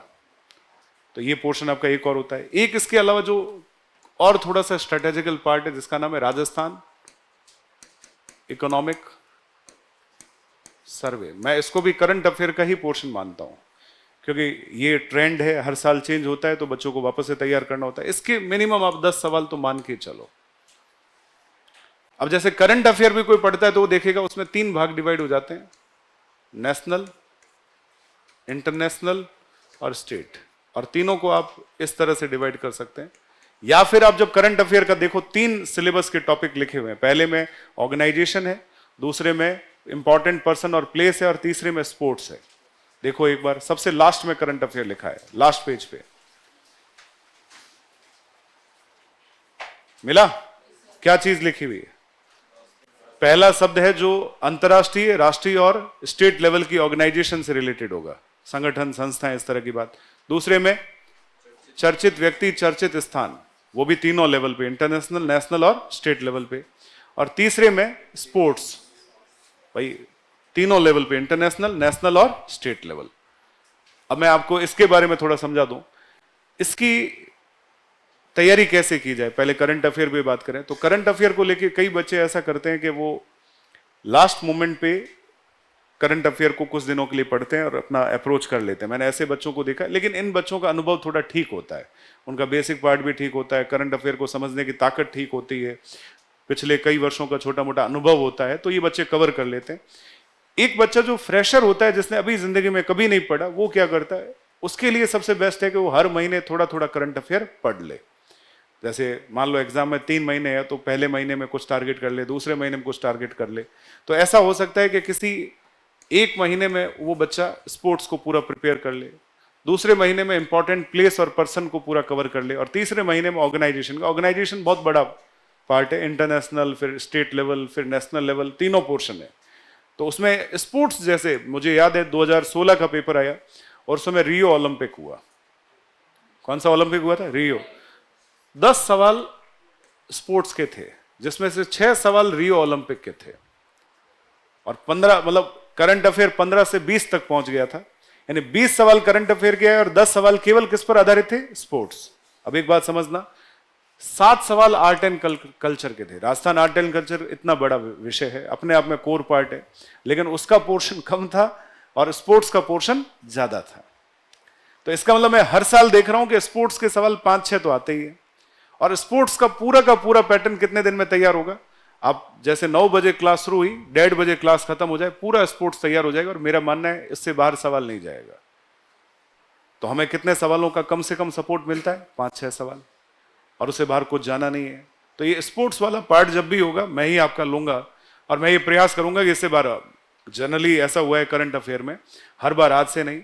मैं जब जोधपुर में भी पढ़ाता था, कई बच्चे कहते सर करंट अफेयर आपका तैयार हो गया। तो जो आज भी पुराने स्टूडेंट है, उनका मैसेज आता है कि साहब वो करंट अफेयर के 50-80 पेज का कंटेंट तैयार हो गया, कि मैं बच्चों को लिखवाता हूं, और कई बच्चे यहां से बाहर भी ले जाते हैं। तो मेरा ये मानना है कि हम कोशिश करेंगे, करंट अफेयर एक बेलगाम हाथी है। क्या है? बेलगाम हाथी, या घोड़ा कह दो या ऊंट कह दो, जो भी पशु है, उसको लगाम में कसना बहुत बड़ी चुनौती है। तो आप 20 सवाल आते हैं, तो मान के चलो यदि 12-15 सवाल आपके करंट अफेयर में सही हो जाए, तो ये पूरे राजस्थान का सबसे बेस्ट स्कोर है। कोई कहेगा नहीं मैं 20 के 20 सही करके आया, तो हो सकता है 3 साल तक वो करंट अफेयर ही सुन रहा था सुबह उठ के, ऐसा पॉसिबल हो, और उसने करंट अफेयर ही पढ़ा हो। मुझे नहीं लगता उसके 20 के 20 सही होंगे, तब भी नहीं होने, पॉसिबल ही नहीं है कि वो करंट अफेयर से इतना स्कोर कर ले, क्योंकि करंट अफेयर का कोई छोर नहीं है, कोई सरकमफेरेंस नहीं है। जैसे मैंने अभी एक कहा था, परिधि, पता नहीं कहां से क्या चीज निकाल के एग्जामिनर उसको करंट का पार्ट मान के आपसे पूछ ले। जैसे यूपीएससी में करंट के क्वेश्चन बहुत ही जटिल आते हैं कई बार, और बच्चों ने सुने तक नहीं होते हैं। तो सबसे बढ़िया है कि आए उसको अटेम्प्ट लो, जो नहीं आए उसको छोड़ दो। जैसे स्पोर्ट्स को कवर किया जा सकता है, चर्चित व्यक्ति, चर्चित स्थान, इसको कवर किया जा सकता है, लेकिन एक पोर्शन ऐसा है, जैसा इंटरनेशनल, नेशनल, स्टेट लेवल पे जितने ऑर्गेनाइजेशन है, पढ़ लो एक बार, ठीक है, जो करंट आया है एक बार करंट को, क्योंकि देखो ऑब्जेक्टिव पेपर है, 4 में से कोई एक ऑप्शन भी आपको हिंट में भी सही लगा तो आपको याद आ जाएगा, हाँ मैंने कहीं पढ़ा है। तो वो आपको एक सपोर्ट करता है, क्योंकि करंट अफेयर एक ऐसी चीज है जो आप पहली बार पढ़ रहे हो। बाकी चीज को आप 3, 4, 5, 6, 7 बार क्या कर सकते हो? रिवाइज कर सकते हो। लेकिन इस पोर्शन को रिवाइज करना संभव नहीं है, क्योंकि जुड़ता जाता है, नया बनता जाता है, जुड़ता जाता है, नया बनता जाता है। तो इसको थोड़ा सा अप्रोच करना ठीक है। फिर हम थोड़ा आगे और बढ़े। राजस्थान जी के, मुझे लगता है बहुत छोटा सिलेबस है। यदि किसी को राजस्थान जीके पे अप्रोच अच्छी है, मैंने पिछली बार ये देखा कि हमारे पटवार बैच के स्टूडेंट थे, उस समय पटवारी की भर्ती को थोड़ा डिले चल रहा था, उनकी तैयारी बहुत बढ़िया थी, उन्होंने सबने आरएस प्री निकाल लिया, मतलब मैक्सिमम बच्चों ने जो समझदार थे। तो पता चला कि निकालने वाले कम बच्चे नहीं थे, 400-500 से ज्यादा बच्चे थे, लेकिन उनकी सबकी दिक्कत ये थी कि उनको मेंस का एम भी नहीं पता था कि मेंस होता क्या। क्योंकि उनके अप्रोच, आजकल आप देखोगे ना, ये सिलेबस जो है किसका? सीईटी, मैं आपको 100% श्योरिटी से कह रहा हूं कि जो सिलेबस आपके सामने है ना, इससे बड़ा सिलेबस है किसका? सीईटी का, ग्रेजुएशन लेवल का। आप सिलेबस देख लेना, एग्जैक्टली 70% टॉपिक सेम है, बस अप्रोच का फर्क है कि सीईटी एक छोटे स्तर का एग्जाम है तो उसकी अप्रोच उतनी गंभीरता से नहीं जाती, स्टैंडर्ड हो सकता है उतना नहीं जाए, उसमें आने वाले बच्चे भी जो है इतने मजबूत नहीं होते, लेकिन आरएएस एक बड़ा नाम होता है। लेकिन मुझे ऐसा लगता है कई बार ऐसा पॉसिबल है, अभी जैसे रिसेंटली आरपीएससी ने सेकंड ग्रेड के जो पेपर पूछे और उसमें जो पॉलिटिकल और इस तरह के जो राजस्थान जीके के सवाल थे, मुझे ऐसा लगता है कि वो आरएएस के लेवल से बहुत ऊपर के लेवल के थे। इसका मतलब सेकंड ग्रेड का लेवल आरएएस के कंपेरेटिव टफ था। अभी गवर्नमेंट ने एक पेपर, बहुत बड़ा अधिकारी पद होता है एग्जीक्यूटिव ऑफिसर और रेवेन्यू ऑफिसर, ऐसे लगा कि कोई 8वीं कक्षा के बच्चे से पूछा जा रहा है कि पेपर कैसा है। मतलब मुझे ऐसा लगता है कि ये पेपर बनाने वाले दुनिया के सबसे बड़े बदमाश है। मतलब मैं 100% दावे से कह सकता हूं, इस पेपर को आप देखोगे आपको ऐसा लगेगा बहुत फ्रॉड लोग बैठे थे, जानबूझ के पेपर बनाया गया, कोई न कोई बहुत बड़ा घोटाला है, सामने आ नहीं रहा है। तो क्या पता कौन सी वैकेंसी किसकी भेंट चढ़ जाए, जैसे ईओआरओ बेचारी भेंट चढ़ गई, क्योंकि ईओआरओ का हमने पूरा ऑनलाइन एक फ्री कोर्स जारी किया था और उसको हमने बच्चों को फ्री में पूरा ऑब्जेक्टिव पैटर्न पे पढ़ाया था। लेकिन हमने पढ़ाया उनको ऐसे ऐसे लेवल पे कि भाई यूपीएससी तक भी अप्रोच आएगी, अधिकारी पोस्ट है। लेकिन पूछा, आप ये समझो बीपीएड का पेपर उससे 100 गुना टफ होता है। बीपीएड समझते हैं ना, जो आपका ये पीटीईटी का पेपर होता है, उससे 100 गुना टफ होता है। मैं 5-10 गुना नहीं कह रहा हूं। इतना सरल पेपर बच्चों के सामने रख लिया और उन्हें पूछ लिया। पूछा राजस्थान विधानसभा में टोटल कितने एमएलए होते हैं? 200। राजस्थान की लोकसभा में कितने मेंबर ऑफ पार्लियामेंट मेंबर है? 25। ये सवाल है। और यदि ये सवाल, मैं कह रहा हूं हाईकोर्ट में एक रिट लगनी चाहिए कि आप क्या चुनौती दे रहे हैं उन बच्चों को, क्योंकि एग्जीक्यूटिव ऑफिसर एक बहुत ही पॉपुलर पोस्ट होती है और आपने इस तरह का पेपर बच्चों से पूछा है। अब बच्चे जो बढ़िया तैयारी वाले थे और जिन्होंने कभी जिंदगी में ढंग से तैयारी नहीं की, दोनों बराबर कर दिया आपने। या आपको किसी और को लाना था और आपने सोचा पेपर का स्टैंडर्ड ऐसा करो ताकि लोग सोच ही नहीं पाए कौन आया कौन गया।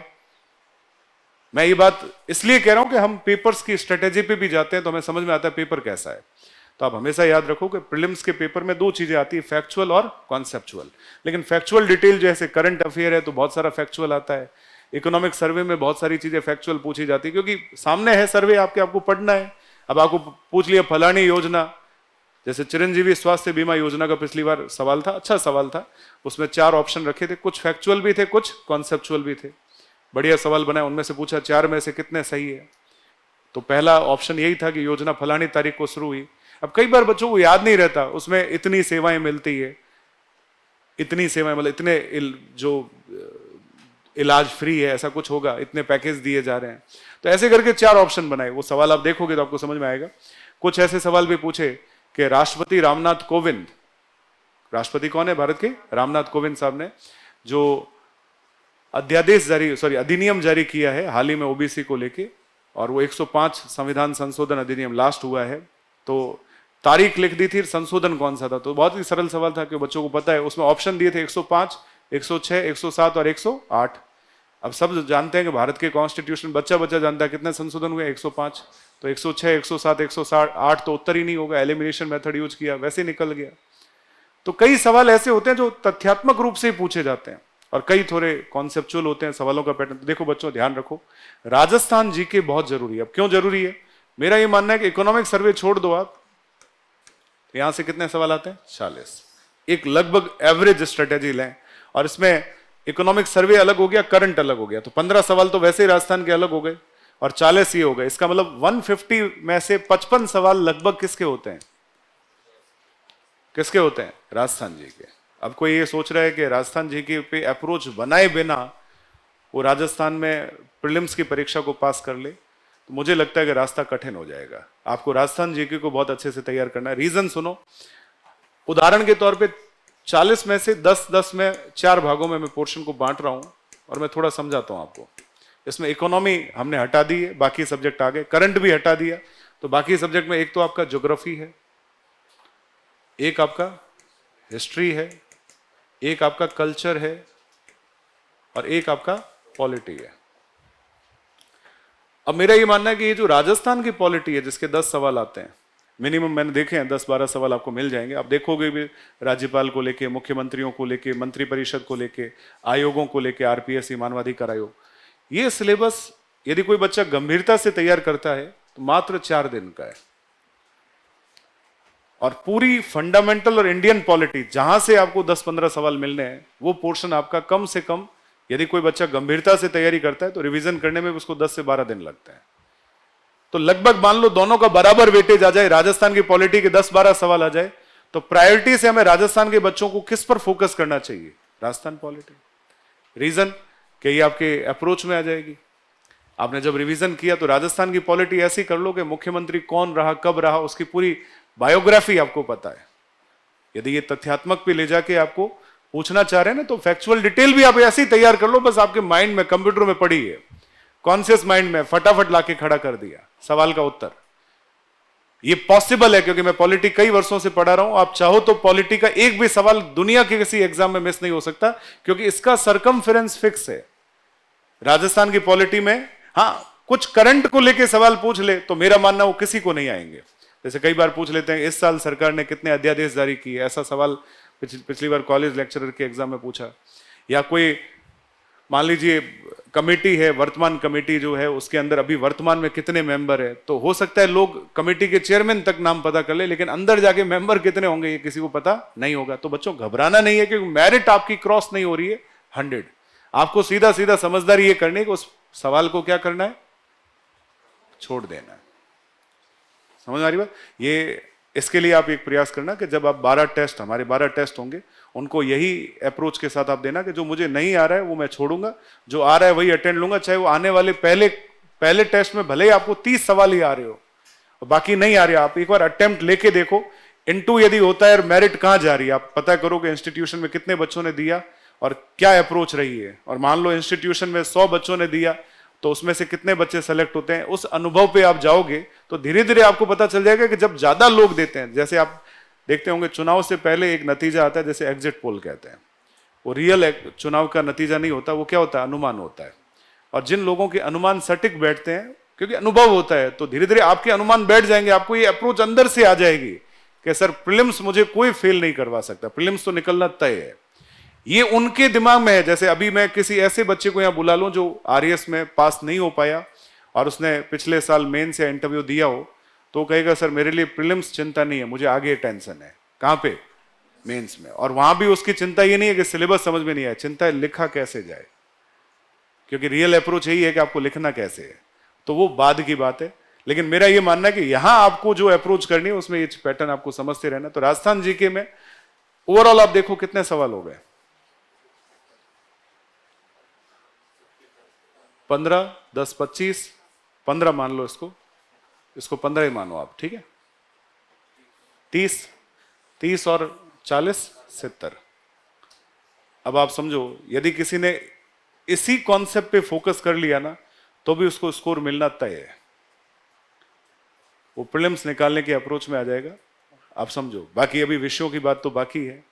तो जो बाद के विषय है वो केवल इंडियन पार्ट से रिलेटेड है। अब मैं इसके अलावा दूसरे पेज पे लिख दूं कितने क्वेश्चन बाकी बचे, 80 बचे या 70 बचे? 15, 15, 30, 10, 40 और 40, 80, 70 बचे। कितने सवाल बाकी बचे? 70। और ये 70 सवाल आप 5 विषयों में डिवाइड कर दो।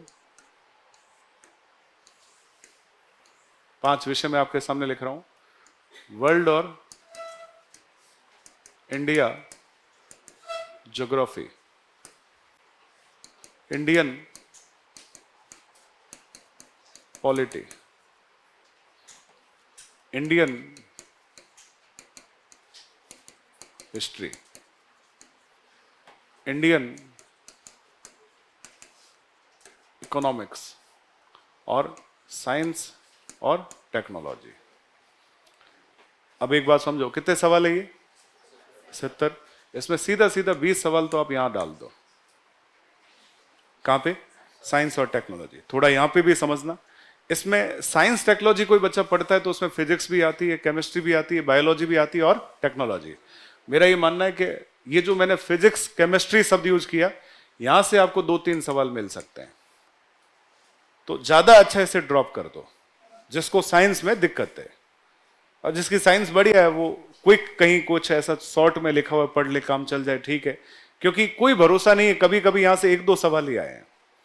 क्योंकि ऊपर ऊपर सिलेबस देखोगे, विज्ञान का सिलेबस देखो, उसमें ऊपर ऊपर एक शब्द लिखा है, विज्ञान के सामान्य आधारभूत, दैनिक विज्ञान के सामान्य आधारभूत तत्व, ठीक है। जो डेली साइंस है उसके कुछ इंट्रोडक्टिव पार्ट या उसके बेसिक पार्ट, ऐसा कुछ कह सकते हो आप। मुझे लगता है कि यहां से बायोलॉजी इंपॉर्टेंट है, फिजिक्स और केमिस्ट्री को ड्रॉप किया जा सकता है, क्योंकि आपके पास इतना समय नहीं है कि सभी विषयों को पढ़ लो। जैसे किसी की मैथ्स रीजनिंग बुरी है तो मुझे लगता है रीजनिंग को टारगेट कर ले, मैथ्स पूरी छोड़ दे। क्योंकि हमने फर्स्ट बैच में बच्चों को मैथ्स पढ़ाया ही नहीं था जब हमने प्रीलिम्स का कोर्स करवाया था, और साफ कहा था कि यदि मुझे कुछ मानते हो तो मैथ्स पढ़ के मत जाना। हालांकि ये थोड़ा गलत भी रहा। रीजन ये था कि मेंस में मैथ्स का वेटेज अच्छा था, प्रीलिम्स ओरिएंटेड तो तैयारी हो गई, बच्चे पास हो गए थे, लेकिन कई बच्चों का मैथ्स कमजोर होने से उन्हें आगे नुकसान हुआ था। मैं इंटीग्रिटी से इस बात को दोहरा रहा हूं, कोई गलत बात नहीं है। कभी कभी क्या होता है कि क्या पता मैथ्स का वेटेज क्या होगा। 2013 का सिलेबस पहली बार आया था, हमें लगा मैथ्स का वेटेज ज्यादा नहीं होगा, लेकिन उन्होंने मैथ्स उस समय 100 नंबर की पूछ ली। कहां पे? मेंस में। और वो फिर हमारी सोच जो है उस जगह गलत साबित हुई कि हो सकता है। और रीजन ये हुआ कि जो मैथ्स बैकग्राउंड के लोग थे उन्होंने 100 में से 95, 97 गेन किया, कि उनको पूरे में से पूरे नंबर मिले। और जो हिस्ट्री में जिसने लिखा होगा, और मान लो हिस्ट्री का पेपर 75 का था, कल्चर का, उसे 75 के हाईएस्ट मार्क्स मिले होंगे तो 40 से ऊपर नहीं गए, क्योंकि वो लिखने वाला पार्ट था। तो जिन्होंने मैथ्स रीजनिंग रखा हुआ था वो सारे इंजीनियर 2013 में पास हो गए। तो यहां थोड़ा सा हो जाता है अप्रोच में कई बार गड़बड़। रीजन ऐसा नहीं कि हमने नहीं समझाया, मेंस टाइम में उनको खूब टाइम मिला था, हमने मैथ्स को बहुत डिटेल में कराया था, पास होने वाले बच्चे पास हो भी गए थे। प्रीलिम्स के लिए हमारी अप्रोच बिल्कुल सही थी, हम ये चाह रहे थे बच्चे प्रीलिम्स पास हो जाए। तो यहां भी मैं आपको कहूं, प्रीलिम्स की स्ट्रेटेजी भी बात करें तो सबसे बेस्ट अप्रोच क्या होती है कि आप वो चीजें ड्रॉप कर सकते हो। अब चूंकि अभी मैं मैथ्स की ड्रॉप करने के बाद इसलिए गारंटी से कह सकता हूं ये आगे सपोर्ट नहीं करने वाला। आगे मतलब मेंस में मैथ्स और रीजनिंग कहीं आती नहीं है, तो आप इसको ड्रॉप कर सकते हो। स्पेशली रीजनिंग को ड्रॉप मत करना, क्योंकि रीजनिंग कंपैरेटिव इजी होती है, थोड़ा सा लॉजिकल अप्रोच आपका ठीक हो जाए। मैं ये उन बच्चों के लिए कह रहा हूं जिनका मैथ्स बैकग्राउंड नहीं है, लेकिन जिनका मैथ्स बैकग्राउंड है उनको वैसे भी कॉन्फिडेंस होता है अंदर से कि साहब मेरा दुनिया का सबसे बेस्ट विषय मैथ्स है, मैं उसमें नंबर लेके आ जाऊंगा। कितने बच्चों का मैथ्स बैकग्राउंड है इस क्लास में? हाँ, तो बस ठीक है, आपके लिए वो कॉन्फिडेंट की बात है। लेकिन कई बार उसमें भी वो ऐसा नहीं करना खरगोश वाली बात, ओवर कॉन्फिडेंट आ जाओ और लास्ट तक मैथ्स को रिवाइज ही नहीं करो। मैंने अभी ऐसे बच्चों को भी देखा जिनका मैथ्स, रीजनिंग, इंग्लिश बहुत अच्छा था, लेकिन सी सेट को उन्होंने बहुत लापरवाही से लिया। तो यूपीएससी के अभी वाले पेपर में वो सी सेट में फेल हो गए और जीएस का पेपर उनका ठीक था। तो आप यहां भी ध्यान रखो, मैथ्स रीजनिंग जिनका अच्छा भी है वो अभी एग्जाम से पहले अपना उसको जब भी, या तो एक काम करे कि जब हमारे यहाँ मैथ्स और रीजनिंग को लेके फैकल्टी आ रही है उसी पर्टिकुलर टाइम में उसको रिवाइज करके बढ़िया कर ले, बाकी टाइम के लिए कोर पार्ट पे फोकस करे। अब बाकी पोर्शन बचा सीधा आपके सामने है। कितने सवाल आने हैं? 50। कितने सवाल आने इन 5 पोर्शन से? 50। थोड़ा सा डिवाइड करते हैं, लगभग 10 सवाल यहां आ सकते हैं। यहां 10 आते हैं तो ये जो पोर्शन है ना ज्योग्राफी वाला, कौन सा? राजस्थान वाला। मुझे ऐसा लगता है कि राजस्थान ज्योग्राफी के सवाल कभी कभी मैंने 15-18 भी देखे हैं, मतलब 12, 13, 15 तक भी सवाल गए हैं। तो हो सकता है कि वहां 10 आए, 8 आए, तो ज्यादा फायदा इस जगह होगा। कहां पे? राजस्थान में। तो बच्चों मेरा यह मानना है कि राजस्थान भूगोल को प्रायोरिटी पे रखना। किसको प्रायोरिटी पे रखना है? राजस्थान भूगोल, क्योंकि यहां से सवाल ज्यादा आते हैं, इंडिया वर्ल्ड मिला के उतने सवाल आते हैं, ऐसा मैंने देखा है। तो भी हम मान के चले इंडियन पॉलिटी, यहां से सवाल लगभग 15 देखे हैं मैंने, पिछली बार 15-16 भी आए हैं। तो पिछले एग्जाम में पॉलिटी के सवाल है 27, 28, 27-28 सवाल, जिसमें 2-3 सवाल तो करंट से रिलेटेड है, 25 सवाल बेसिक पॉलिटी से है। तो उसमें इंडियन पॉलिटी का वेटेज काफी अच्छा है, क्योंकि ब्रॉड है इंडियन पॉलिटी पूरी, तो वहां से काफी सवाल पूछे हैं। इंडियन हिस्ट्री, ये भी आप लगभग 15 से 16 सवाल ले सकते हैं, अच्छा खासा वेटेज होता है। 15 मान के चलो आप, क्योंकि मुझे लगता है कई बार 12-13 तक भी लेके गए हैं। 15 क्वेश्चन यहां से मान लो, और यहां पे 3 पोर्शन है, एंशिएंट, मिडाइवल और मॉडर्न। मेरा ये मानना है कि 2 बहुत इंपॉर्टेंट है, एक तो एंशिएंट हिस्ट्री और एक मॉडर्न हिस्ट्री। मिडाइवल को ड्रॉप किया जा सकता है, यदि कोई चाहे कि साहब मुझे कोई ड्रॉप करना है तो किसको ड्रॉप कर सकता है? अब मैं देख इतनी बातें बता रहा हूं, कई बस मेरा थोपड़ा ही देख रहे हैं, लिख कुछ नहीं रहे हैं। ड्रॉप किसको किया जा सकता है? मिडाइवल को। भाई आप रणनीति समझ रहे हो कि कुछ देखने आए हो? सामने वाले आदमी की हाइट कितनी है मैं बता दूं, 6 फीट 1 इंच है। ठीक है, आपको क्या देखना? आपको यह देखना है कि कॉन्सेप्ट क्या है, समझो आप बात को। यदि आप स्मार्ट स्टडी के अप्रोच में नहीं जाओगे, प्रीलिम्स में सारा नहीं पढ़ना है, और यदि प्रीलिम्स में सारा पढ़ते हो तो समझदार नहीं हो। क्लियर है? प्रीलिम्स में कुछ ही पढ़ा जाता है ताकि ये एग्जाम पास हो जाए और अगले स्टेज पे आ जाए और मेंस की तैयारी शुरू हो जाए। और यदि कोई ये सोच के पढ़ता है, अब जैसे मान लो किसी को ऐसा ही देना है, मान लो भर्ती आगे आ जाए, तो वहां पे सबसे मेन 50% वाला विषय कौन सा होता है? हिंदी। और 50% में ये पूरा है जो मैं यहां लिख रहा हूं, सेम एज इट इज है। तो वहां उसको ये अप्रोच होनी चाहिए कि सबसे ज्यादा नंबर किस में लाने? हिंदी में। और वहां चूंकि वही सिलेक्शन टेस्ट है, क्योंकि उनमें प्री के बाद कोई मेंस जैसा शब्द नहीं होता, सीधा रिटन टेस्ट होता है, तो उस एग्जाम के लिए बच्चे को इस पेपर में कोताही नहीं बरतनी, सब पढ़ना पड़ेगा उसे। मान लो कोई कहे कि मिडाइवल में 1-2 सवाल आते हैं तो वो भी उसे देखने पड़ते हैं, क्या पता कोई सवाल उसके बैठ ही जाए। हालांकि वहां भी वो चाहे तो मिडाइवल को, मैथ्स जैसे विषयों को यदि मैथ्स बैकग्राउंड का नहीं है तो ड्रॉप कर सकता है, क्योंकि उसका भी जो स्कोर जाता है 60% के आसपास जाता है मेरिट का। मेरिट को समझते वो 1-2 विषयों को वहां भी ड्रॉप कर सकता है। और वहां भी ड्रॉप करने वाले विषय लगभग यही है जो मैं बोल रहा हूं। कौन से वाले? Medieval history. हालांकि छोटी है, किसी को लगता है सर कहां ड्रॉप करें, पढ़ ही लेंगे। और आप हिस्ट्री में देखोगे तो हिस्ट्री का सिलेबस आप देखो एक बार, फर्स्ट पेज पे है, आपको ऐसा लगेगा पूरा page he history and culture पे चला गया है। सबसे ऊपर लिखा होगा राजस्थान का इतिहास और संस्कृति, पहला पार्ट है।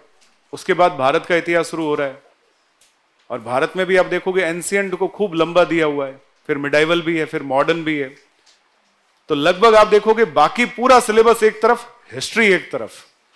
और मैं ये आपको बता दूं, यूपीएससी में भी क्या हो रहा है, जो बच्चे देखो आजकल प्रक्रियाओं में सिमिलरिटी बहुत हो गई है, वहां पे भी 4 पेपर जीएस के होते हैं मेंस में आगे जाके, बाकी 2 सब्जेक्ट के होते हैं, एक ऐसे का पेपर होता है, तो वहां 7 सब्जेक्ट है, 7 पेपर है यूपीएससी में। हमारे यहाँ 4 पेपर है।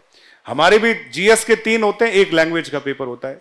तो आजकल सिलेबस काफी कॉमन हो गया है, और ऐसे बच्चे भी जिन्होंने एक ही वर्ष में आईएएस और आरएएस दोनों को टॉप किया है। तो ये सिमिलर तैयारी, पैरेलल तैयारी संभव है आज के टाइम में, ऐसा पॉसिबल है, लोग चाहे तो कर सकते हैं। वहां आप समझो, मैंने ऐसे बच्चों को देखा है जो सीधा सीधा फोकस करते हैं 2nd और 4th पेपर, कि 4th पेपर वहां एथिक्स है पूरा, और बहुत छोटा सिलेबस है। मतलब हिस्ट्री में उन्होंने जितने में मॉडर्न हिस्ट्री पढ़ी उतने में तो उनका एथिक्स वाला पूरा पेपर तैयार हो गया। जबकि वो हिस्ट्री पढ़ते हैं तो वर्ल्ड भी है, इंडिया भी है, इंडिया में एंशिएंट, मिडाइवल, मॉडर्न भी है। आप समझ रहे हैं? इसका मतलब हिस्ट्री बहुत ब्रॉड है। तो समझदार बच्चा ज्यादा प्रायोरिटी से कौन से पेपर को तैयार करता है? 4th पेपर, जो कौन सा है? एथिक्स वाला। 2nd पेपर, क्योंकि ये जो सब्जेक्ट है, स्पेशली ये वाले जो मैंने लिखे, ये सब्जेक्ट बहुत बड़े हैं, पढ़ते पढ़ते आदमी बूढ़ा हो जाए। मतलब ये विषय ऐसे हैं जो, पर देखो आप समझो, मैंने प्रायोरिटी आपकी लिख दी है, प्रायोरिटी आपकी ये है। आप समझ रहे हैं? प्रायोरिटी पे ये शब्द है, कौन सा वाला? राजस्थान जी के। प्रायोरिटी पे करंट को भी डालो यदि आपको प्रीलिम्स निकालना है, बहुत बढ़िया रहता है। प्रीलिम्स के लिए करंट की अप्रोच, कम सवाल नहीं आते हैं। प्रायोरिटी पे आपका ये हो गया राजस्थान इकोनॉमिक सर्वे, कितने सवाल आते हैं? 10। पढ़ा जा सकता है बहुत जल्दी, और मात्र 4 दिन की क्लास में मैं पूरा इकोनॉमिक सर्वे करा दूंगा। सुबह 8 बजे क्लास शुरू होगी, शाम को 5 बजे खत्म होगी। तो 2 सब्जेक्ट मेरे पास है, पॉलिटी और इकोनॉमी। मैं गारंटी देता हूं कि अप्रोच करेंगे हम 70-80% हो जाए, और 70-80% का मतलब इन दोनों विषयों में बहुत बढ़िया अप्रोच है, आपका प्रीलिम्स निकल जाएगा यदि इन विषयों को भी ढंग से पढ़ लिया। मैं ये बता दूं, राजस्थान जीके के साथ यदि कोई 2 विषय भी आपके मजबूत हो जाए ना, जो मैंने उधर कोर पार्ट में लिखे हैं, तो भी आपका प्रीलिम्स निकल जाएगा। अब आप समझ रहे हैं? प्रीलिम्स में बार बार कह रहा हूं, प्रीलिम्स एक स्मार्ट स्टडी का खेल है। यदि कोई प्रीलिम्स को लेके ही अप्रोच कर रहा है तो आराम से कर सकता है। 45 दिन की तैयारी इनफ है, लेकिन चूंकि हमारे पास 45 दिन से ज्यादा है तो हम उसको भी मजबूती से लें, क्योंकि कंपटीशन भी बढ़ गया है।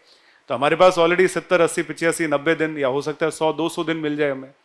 अभी सितंबर, अक्टूबर बोला है, तो अभी हो सकता है, क्योंकि इस बार मुझे लगता है आपकी डेट कभी भी कंफर्म कर सकते हैं। पिछली बार भी इन्होंने फटाफट डेट निकाल ली थी, जुलाई अगस्त के आसपास वैकेंसी आई थी और मेरे हिसाब से शायद अक्टूबर में पेपर हो गया था, प्रीलिम्स का पेपर अक्टूबर में, और 4 महीने बाद मेंस का भी पेपर हो गया था। मेंस का रिजल्ट थोड़ा लेट आया, इंटरव्यू 1.5 साल से अटके पड़े हैं। तो भर्ती प्रक्रिया को तो इन्होंने बना ही रखा है पंचवर्षीय योजना। भारत सरकार ने खत्म कर दी पंचवर्षीय योजनाएं, लेकिन आरपीएससी मन से चाहती है कि पंचवर्षीय योजनाएं खत्म ना हो। तो भर्ती प्रक्रियाओं में उन्होंने कौन सी योजनाएं, समझे नहीं होंगे आप में से कई बच्चे। अच्छा, अच्छी बात है, तो समझे। उसके बाद भी इतनी बढ़िया बात पे कोई दांत ही नहीं दिख रहे हैं। कहीं कहीं तो दिखने चाहिए, कहीं नहीं दिखने चाहिए। ठीक है, कोई ऐसी बात हो जहां दांत नहीं दिख रहे, बहुत गंभीर मुद्दा चल रहा है कि बात कर रहे हैं हम बच्चों की सेक्सुअल हैरेसमेंट की, महिलाओं की यौन उत्पीड़न की, वहां दांत दिख रहे हैं तो अच्छी बात नहीं है। यहां जहां दिखने चाहिए वहां तो खैर, समझ गए आप। राजस्थान जीके को प्रायोरिटी से लेना है आपको, क्योंकि कंपैरेटिव छोटा है। आप समझो, यदि आप केवल नोट्स को ही फोकस करोगे, मुझे लगता है राजस्थान जीके में अप्रोच आपकी ठीक हो जाएगी। तो इसके साथ आपको क्या करना चाहिए, राजस्थान जीके के कुछ कंसेप्ट आपके मजबूत करने के लिए कुछ क्वेश्चनरी जो राजस्थान जीके की है, जैसे अभी तक एग्जामिनेशन में आए हुए ओल्ड पेपर्स है, वो सब आपके पास होने चाहिए, ताकि आप जब रिवीजन करो तो आपको लगे कि हाँ ये चीजें। देखो एक्चुअली क्या होता है, पुराने पेपर जो होते हैं ना, वो हमें डायरेक्शन देते हैं और वो हमें कहते हैं कि बेटा ध्यान से समझो सरकमफेरेंस क्या है। और पुराने पेपर में भी कुछ सवाल ऐसे होते हैं, जो मेरा ये मानना है, लोग नहीं समझा रहे इस बात को, कुछ सवाल ऐसे होते हैं उस डायरेक्शन में हमें नहीं जाना चाहिए। वो पुराना पेपर हमें ये समझाता है प्रीलिम्स का कि साहब ये सवाल हमने बनाया था छोड़ने के लिए। अब जैसे मान लो एक बार इकोनॉमी में सवाल पूछ लिया था इन्होंने,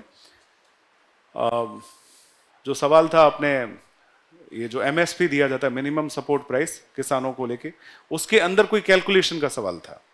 मेरे हिसाब से राजस्थान में या तो कोई एग्रीकल्चर का स्पेशलिस्ट है जिसने उसको अटेंड किया होगा। जैसे अभी यूपीएससी ने पेपर में एक सवाल पूछा था, कैपिटल मार्केट में एक थ्योरी होती है बीटा, बीटा शब्द आता है जो मार्केट के फ्लक्चुएशन को शो करता है। ये मैं चूंकि कैपिटल मार्केट में जीवन में काम किया हुआ हूं, तो मुझे पता है उस समय हमें पता था कि बीटा शब्द क्या है, और ये भी उनको पता होता है जिन्होंने कैपिटल मार्केट में ऑफिसर लेवल पे काम किया है। आ जाइए, तो इसका मतलब सीधा सीधा शब्द क्या है, जिन लोगों को स्पेशलाइजेशन है वही अटेंड कर सकते हैं। जनरलाइजेशन का पार्ट पूछा ही नहीं था। जब पूछा ही नहीं है तो हमें क्या करना चाहिए, छोड़ देना चाहिए। हमें पता है कि पोर्शन शायद राजस्थान, कई बार क्या होता है पढ़ने वाले बच्चे को ये अंदर से एहसास आ जाता है कि यार ये सवाल जो आरपीएससी ने पूछा है ना, ये शायद इस पे टीचर भी कंफ्यूज होंगे। अच्छा, कुछ ऐसे सवाल आते हैं, मैं पूरी ईमानदारी से कहता हूं, जो मुझे भी नहीं आते। कुछ ऐसे सवाल आते हैं जो जिन विषयों का मैं विशेषज्ञ हूं और लाखों बच्चों को पढ़ा रहा हूं, उसके बाद भी आरपीएससी के कुछ ऐसे सवाल होते हैं जो मुझे नहीं आते। और कोई यदि ये कह दे राजस्थान का टीचर के कोई ऐसा सवाल नहीं है जो मुझे नहीं आता, तो मैं उस टीचर को टीचर ही नहीं मानता। आप समझो इस बात को, कोई ऐसा भगवान तो इस दुनिया पे पैदा हुआ ही नहीं है, सब इंसान है। तो टीचर की अप्रोच से भी सवाल बाहर निकल सकते हैं, तो स्टूडेंट की अप्रोच से निकलना लाजमी है।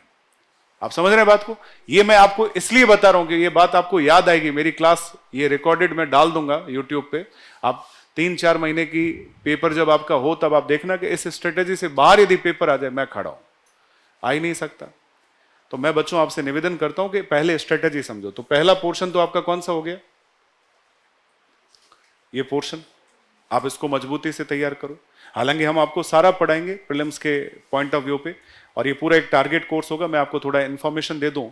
एक हमने इस बार थोड़ी सी स्ट्रेटेजी को बदलने का प्रयास किया। जैसे मान लीजिए कि मैं मान लो आपको पॉलिटी पढ़ा रहा हूं। अब पॉलिटी में आप देखोगे, मैं पॉलिटी को सेगमेंट में डिवाइड करूंगा। आप सिलेबस में आइए, पॉलिटी लिखा है कहीं,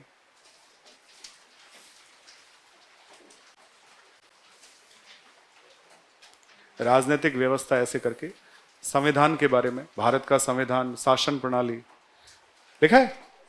अब उसमें आप देखोगे ना, एक फर्स्ट टॉपिक का थोड़ा अंदाजा देता हूं। फर्स्ट टॉपिक ऐसे लिखा हुआ है, कॉन्स्टिट्यूएंट असेंबली, संविधान सभा, संविधान सभा, उसके साथ संविधान की विशेषताएं, और उसके साथ संविधान के संशोधन।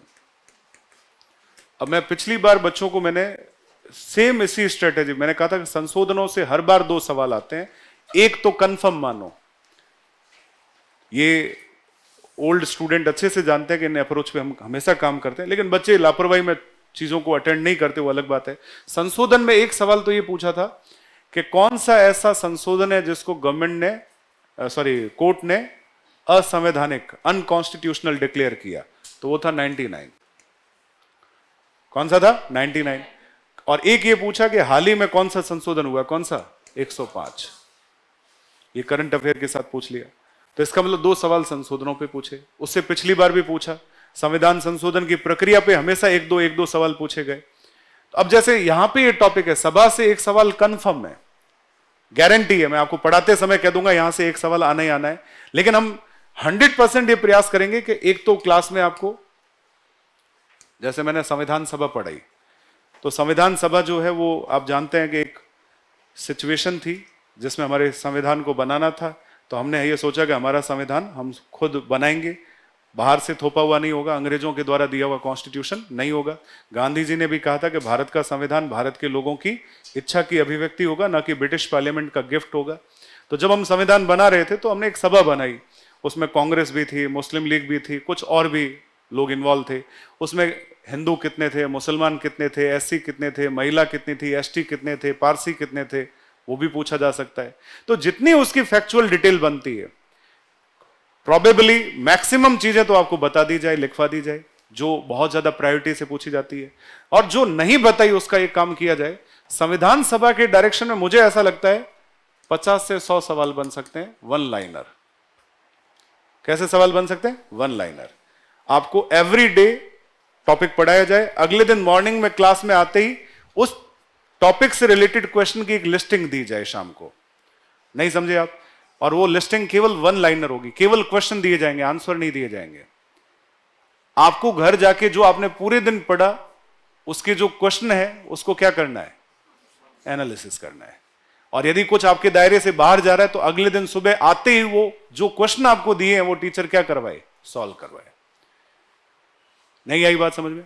क्योंकि मुझे 100% पता है कि फैक्चुअल अप्रोच है। मैं गारंटी कहता हूं राजस्थान में ऐसा कोई कर ले तो, ये मेरी गारंटी, ऐसा कोई नहीं करेगा, क्योंकि कईयों को अप्रोच ही नहीं पता करना क्या है। इंस्टीट्यूशन के नाम बड़े बड़े हैं, संस्थान में हजारों बच्चे बैठे हैं, लेकिन पास करवाने की अप्रोच इस बार हमने सोची है। ये अलग बात है कि हमारे बच्चे ठंडे हैं, उनको थोड़ी गर्मी लानी पड़ेगी, जितने हम गर्म है उतने उनको गर्म होना पड़ेगा। हम डेजर्ट एरिया से आते हैं तो हमारी सोच ये है कि आदमी जब तक अपने आप को तपाएगा नहीं तब तक वो सफल नहीं होगा। और यहां थोड़ी ठंडक ज्यादा है, और ठंडक है इसलिए क्योंकि लोगों को एक तो टीएसपी का झुंझुना पकड़ा दिया। कई वास्तव में ट्राइबल बेल्ट के बच्चे आते हैं जिनका बैकग्राउंड ठीक नहीं है, तो वो थोड़ा मेहनत ज्यादा करे, क्योंकि देखो जिस लेवल का हमने लक्ष्य चुना उस लेवल की हमें क्या करनी होगी? मेहनत करनी होगी।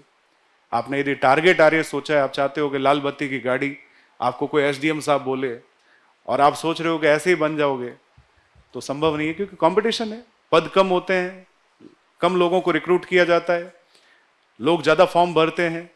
अब आप मान के चलिए प्रीलिम्स में भी कम से कम 10 लाख फॉर्म आएंगे। कितने फॉर्म आएंगे? 5 से 10 लाख के बीच का सिनेरियो लेके चलो आप। अब 5 से 10 लाख लोगों में से इनको केवल आप मान के चलिए मेंस में 15,000 बच्चों को भेजना है। कितने बच्चों को भेजना है? 15 गुना, 905 भर्ती है, तो मान के चलिए कि 15,000 16,000 बच्चे मेंस में जाएंगे, हो सकता है और कम हो जाए। तो लाखों बच्चों में से 15,000 कौन होंगे? जिनकी अप्रोच ठीक होगी। और 15,000 में से 3,000 बच्चे, 2,500 बच्चे कहां भेजेंगे? इंटरव्यू में, जिनकी सब्जेक्टिव अप्रोच होगी, लिखने की अप्रोच होगी। और फिर जो इंटरव्यू में 2,500-3,000 जाएंगे उसमें से 905 को ये फाइनल सेलेक्ट करेंगे। तो इसका मतलब प्रक्रिया तो लंबी है, और इस लंबी प्रक्रिया का पहला खेल है प्रीलिम्स। पता चला प्रीलिम्स ही फेल हुए तो अगली पंचवर्षीय योजना का इंतजार करना, जो पता नहीं कब आएगी, कोई भरोसा नहीं है। हो सकता है कि 23-24 तो लिख ही दिया है, तो 24 तक तो वैसे ही कंफर्म नहीं है, तो अगली कब आएगी? 25 में। और उससे पहले ये आयोग जो है उसको भरना जरूरी है। अब यहां एक अध्यक्ष साहब है, 2 लेडीज है, क्लियर है? अब मेरे बातों के पीछे भी बहुत तर्क है, तो आप समझो 3 लोगों के साथ इस आयोग को चलाना मेरे हिसाब से इतना आसान नहीं होगा। इंटरव्यू का बोझ अब शुरू हो ही गया है, क्योंकि आरएस के बचे हुए इंटरव्यू भी शुरू हो जाएंगे, और कई भर्तियां पेंडिंग पड़ी है। ऑलरेडी कई एग्जाम ऐसे थे जिनमें नकल पकड़ी गई, कई बड़े बड़े महारथी पकड़े गए, तो एग्जामिनेशन वापस इस महीने या अगले महीने करवाए जाएंगे, वापस एग्जाम रिपीट होंगे। तो ऐसे आयोग के ऊपर भार बहुत है, लेकिन आप ये मान के चलो ये प्रक्रिया कैसे पूरी होगी, इसको लेके हमें यही सोचना है। पहले हमारा प्रीलिम्स पूरा हो जाए, अगला हमारा मेंस। हालांकि मुझे नहीं पता मेंस कब होगा, लेकिन मेरा ये मानना है जो अभी तक का सिनारियो है कि आप जनवरी फरवरी के आसपास मान के चलो कि आपका मेंस भी हो जाए, भगवान करे सब बढ़िया रहे। वो कुमावत साहब ने जैसा अप्रोच लिया था, काश ऐसा कोई अप्रोच आ जाए कि प्री के बाद मेंस हो जाए। हालांकि प्री कम मेंस जो अप्रोच है उस पर लोग काम करके तैयारी कर रहे हैं, उनको फायदा होता है। तो प्री और मेंस दोनों तो मैं देख रहा हूं पिछले 2-3 सालों से टाइम पे हो रहे हैं। टाइम जिस समय प्री का डेट आया है, प्रीलिम्स टाइम पे हो रहा है, मेंस भी लगभग 15-20 दिन आगे जा रहा है, लेकिन टाइम पे हो रहा है। तो इंटरव्यू भी टाइम पे हो जाए तो बढ़िया है। भर्ती आपकी 1 साल में पूरी हो जाए, 1.5 साल में आपकी ज्वाइनिंग आ जाए, तो मेरे हिसाब से बेस्ट है। हो जाए तो ऐसा ठीक है, लेकिन हम हमारी कमियों को समझें। संस्थान जो है आरपीएससी, उसकी कमियों की तरफ हमारा ध्यान अभी कम जाए तो ही ठीक है, क्योंकि हम फ्रेशर है। अभी हमारी खुद की अप्रोच को हमें मजबूत करना जरूरी है। तो बच्चों देखो, कोई विषय आप पढ़ रहे हैं तो हम एवरीडे, मैंने ये सोचा है कि आपको, जैसे मैंने उस पर काम करवा भी दिया है अपने स्टाफ को, जैसे करंट को भी उसमें शामिल करते हुए, मान लो पॉलिटी में करंट अफेयर कोई होगा तो पुराने, अब संविधान सभा का करंट तो क्या होगा भाई, ये हो सकता है कि हाल ही में संविधान का एक डिजिटल कंसेप्ट लागू हुआ था कि संविधान की कॉपी जो है डिजिटली भी डेवलप हो गई थी, तो ऐसा कुछ हो गया। या फिर संविधान दिवस मनाना हमने शुरू कर दिया है 2015 से, ये सवाल भी कई जगह पूछा है। तो वो सब तो वैसे ही डेवलप हो जाता है, टीचर्स को पता ही होता है। लेकिन कोई ऐसे टॉपिक आएंगे, जैसे मान लीजिए कोई टॉपिक राष्ट्रपति का आया, तो करंट अफेयर में द्रौपदी मुर्मू जो हमारी राष्ट्रपति बनी, उनके बैकग्राउंड का कोई सवाल आ गया, या कोई गवर्नर का सवाल आया, करंट गवर्नर है उनके बैकग्राउंड का कोई सवाल आ गया, तो ये सब करंट अफेयर में भी जाता है। कोई संशोधन है तो करंट में संशोधन जो हुआ वो पूछ लिया, तो करंट अफेयर है। तो पॉलिटी में करंट अफेयर होता है, लेकिन बहुत दिक्कत वाला नहीं होता। करंट अफेयर दिक्कत वाला होता है इकोनॉमी का, इंटरनेशनल रिलेशंस का, स्पोर्ट्स का, चर्चित व्यक्तियों का, चर्चित स्थान का, ऑर्गेनाइजेशंस का। ठीक है, ये करंट अफेयर थोड़ा सा लॉजिकल होता है, जिसमें आदमी को थोड़ा डिटेल देखना पड़ता है। तो यहां पॉलिटी में इतना डिटेल जाने की आवश्यकता नहीं होती, नोट्स के साथ ही डेवलप हो जाएगा। तो हम क्या करेंगे, कल सुबह 8:15, वैसे मैं आपको टाइम 8 दे रहा हूं, 8:15 8:20 पे मैं आ जाऊंगा, ठीक है, लगभग ऐसा होता है। तो यहां से प्रक्रिया शुरू हो जाएगी, और 2 घंटे 2.5 घंटे की क्लास के बाद एक 20 मिनट का ब्रेक होगा। क्लियर है? फिर वापस क्लास होगी और आपका एक लंच ब्रेक हो जाएगा। लंच ब्रेक आपको करके आना है लगभग 1-1.25 घंटे का, और उसके बाद आपकी प्रक्रिया फिर शुरू होगी, और फिर आपका 4 साढ़े 4 तक क्लास चलेगा। अब कभी 5 हो जाएगा आपकी कैपेसिटी से, आपकी कैपेसिटी ठीक होगी तो 5 हो जाएगा, नहीं तो 4 देखेंगे। मैं भी थक गया, आप भी थक गए, तो हो सकता है जल्दी कर लें। शायद मेरा थकना संभव नहीं है, क्योंकि मैं 8 से 8 तक भी पढ़ाता हूं, तो मुझे लगता है कि ये पॉसिबल नहीं हो भी जाए, क्या पता कभी किसी दिन मेरा दिमाग, भगवान कोई फितरत कैसी डाल दे। आपका यदि मान लो 12 बजे भी खराब हुआ तो आपकी मजबूरी है 4 बजे तक बैठना ठीक है, वैसे मैं ये कह रहा हूं मजबूरी नहीं है, ये बहुत एंटरटेनिंग होगा, बहुत शानदार होगा, क्योंकि मुझे कॉन्फिडेंस है कि मैं जिस तरीके से ये पूरा प्रोसेस आपका कवर करूंगा ये बहुत एक्सेलेंट होगा। क्लियर है? समझिए आप, आपका कल से जो शेड्यूल शुरू होगा, कल क्या तारीख है? 5 जुलाई। तो 5, 6, 7, 8 ये आपकी फंडामेंटल पॉलिटी कवर हो जाएगी। 9, 10, 11, 12 ये आपकी इंडियन पॉलिटी कवर हो जाएगी, हो सकता है 11 तक ही हो जाए। 13, 14, 15 और 16 ये आपकी स्टेट पॉलिटी कवर हो जाएगी। पढ़ाने का तरीका सेम है, जो बेसिक पार्ट चलता है वैसा ही, बस समय बढ़ जाएगा जो पूरे दिन का होगा। क्लियर है? 16 जुलाई या 17 जुलाई को आपका एक सब्जेक्ट पूरा हो जाएगा, कौन सा? पॉलिटी, जहां से 27 सवाल आते हैं। तो हम ये अप्रोच करेंगे, थोड़े दिनों बाद आपको 1 महीने बाद ये फीलिंग आएगी कि 100 सवाल जहां से आते हैं वो अप्रोच हमारी कंप्लीट। तो लगभग महीने भर बाद ही बच्चे के अंदर 1.5 महीने में कॉन्फिडेंस आ जाएगा कि उसका सिलेबस कितना आगे बढ़ गया। और मैं दावे से कह रहा हूं कि जो पोर्शन हम बिल्कुल आराम से पढ़ा रहे हैं वैसा ही पढ़ाएंगे। अच्छा, उससे थोड़ा और डिटेल होगा, रीजन कि आपको एवरी डे कम से कम 100-150 सवालों की 1 लाइनिंग लिस्टिंग, जिसमें सिर्फ सवाल होंगे, उत्तर आपको खुद निकालने हैं। उत्तर में कंफ्यूजन है, अगले दिन आके क्विक रिवीजन होगा और क्लास फिर शुरू। वो रिवीजन वाली क्लास जो है वो लाइव हम डालेंगे, ताकि पूरे राजस्थान के बच्चे भी देखें। भाई हम पूरे राजस्थान को बताना चाहते हैं कि हम क्या कर रहे हैं। ठीक है, ताकि लोगों को अंदाजा तो हो कि इनकी मेहनत कैसी है। यहाँ सारथी एकेडमी का नाम लोग कई बार हमें कहते हैं आपका ब्रांड है, ब्रांड है, ब्रांड है, हमें यकीन नहीं होता, क्योंकि हमें उनसे कॉम्पीट करना और उनसे आगे निकलना है। और ब्रांड तब बनेगा जब आप लोग टॉप सिचुएशन में आओगे। हमारी मेहनत तो वैसे ही ठीक है, मुझे अच्छे से पता है। बच्चों की मेहनत अच्छी नहीं होती तो रिजल्ट अच्छे नहीं आते, लापरवाहियां कर लेते हैं, थोड़े दिन लगता है। और ये वास्तव में 8 से 5 वाला सिनेरियो मजेदार है, क्योंकि एक बच्चा भी सुबह, कई बार मैंने देखा है, डे स्कॉलर है, सुबह बेचारा 50 किलो का थैला पीछे पकड़ा हुआ, हालत उसकी यूं हो रही है या यूं हो रही है। ऐसी हालत में तो बच्चा स्कूल जा रहा है, और दिन में भी कई स्कूल है उसको लंच करवाती है और शाम को 5 बजे तक घर भेजती है। तो एक छोटे बच्चे के साथ जब ये साइकोलॉजी डेवलप की जा सकती है, तो आप तो मैच्योर हो। तो मुझे लगता है कि ये कुछ दिनों का मैराथन है जो आपको अटेंड करना ही चाहिए। इससे आपको बहुत फायदा है, ठीक है।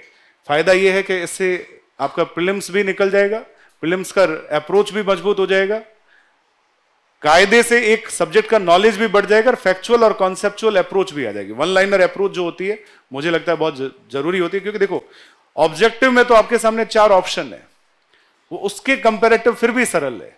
वन लाइनर में आपके पास में कोई उत्तर नहीं है। इससे आगे आपको एक सपोर्ट क्या मिलेगा कि मेंस की अप्रोच भी डेवलप होगी, जो मुझे 100% लगता है कि कभी कभी बच्चा ये कहेगा सर प्रीलिम्स होने के बाद हमने सिर्फ आपके वो वन लाइनर क्वेश्चन पढ़े थे और हमारा मेंस निकल गया। क्योंकि मुझे पता है आरपीएससी वहां भी बहुत सारे फैक्चुअल क्वेश्चन पूछती है, कॉन्सेप्चुअल पूछे तो भी क्या दिक्कत है, ठीक है। तो इस तरीके से हम तैयारी करेंगे। क्या करना है वो आपको थोड़ा और आगे बताऊं तो, जैसा वर्ल्ड और इंडियन ज्योग्राफी के 10, इंडियन पॉलिटी के 15, इंडियन हिस्ट्री के 15 और इंडियन इकोनॉमी के 8-10 सवाल।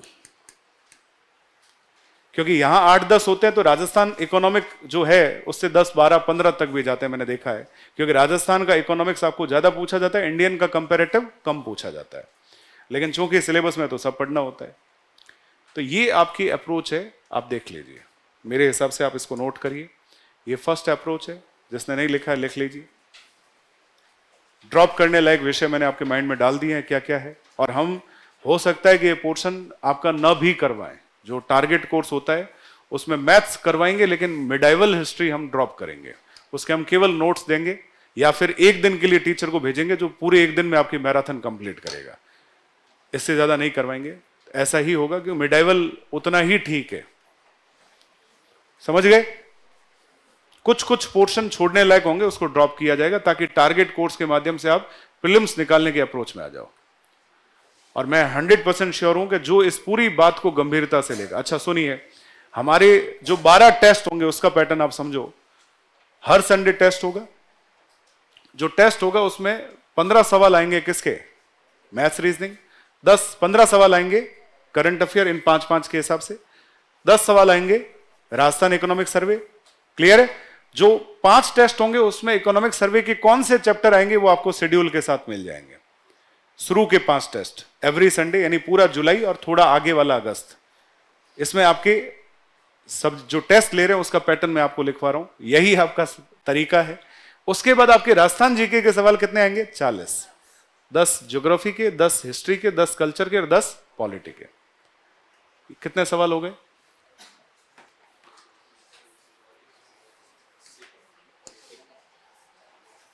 80 क्वेश्चन। ये तो आपके हर टेस्ट में होंगे, 5 टेस्ट में।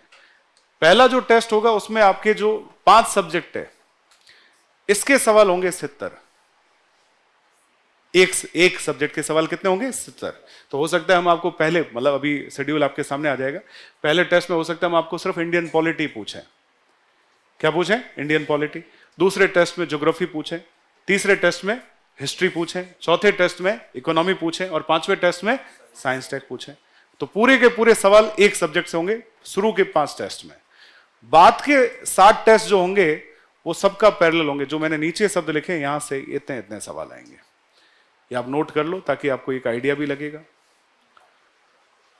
इससे क्या होगा, आपकी अप्रोच जो प्रीलिम्स की है और ज्यादा मजबूत होगी, ऐसा मुझे लगता है, जो मेरा अनुभव है। 70 सवाल। फिर बाद के 7 टेस्ट जो होंगे वो आपके इस तरह से होंगे, जैसे ज्योग्राफी के 10 सवाल आ गए, इकोनॉमी के 15, हिस्ट्री के 15, इकोनॉमी के 10,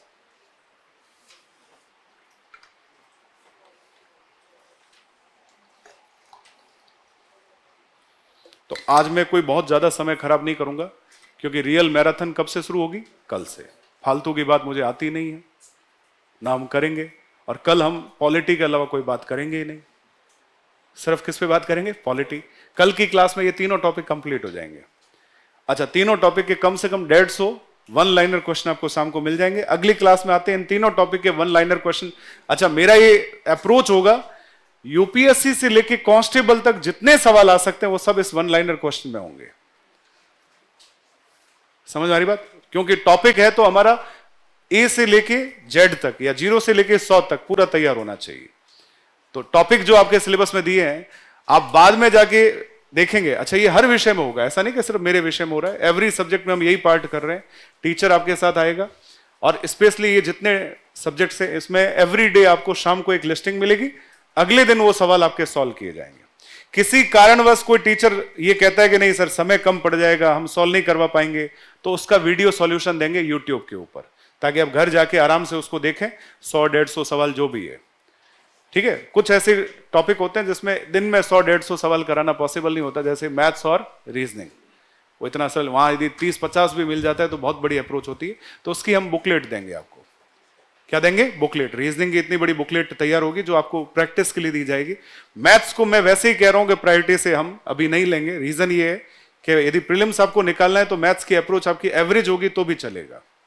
छोड़ भी दोगे तो ठीक है। आर्ट्स बैकग्राउंड वालों के लिए कह रहा हूं, साइंस वालों को छोड़ना नहीं है। पढ़ाएंगे पूरा, क्वेश्चन भी देंगे, लेकिन उसको लेके हो सकता है क्वेश्चन वाला पार्ट हम नहीं करवाएं, क्योंकि फिर हर विषय को तैयार करवाना इन दिनों में हमारे लिए भी चुनौतीपूर्ण होगा। मान लो एग्जाम की डेट अक्टूबर फर्स्ट वीक आ जाए, सितंबर लास्ट वीक आ जाए, तो बच्चे की वैसे हालत थोड़ी खराब हो जाएगी। यार परीक्षा की डेट आ गई। तो प्रक्रियाओं को जितना जल्दी पूरा करेंगे उतना आप रिवीजन करोगे।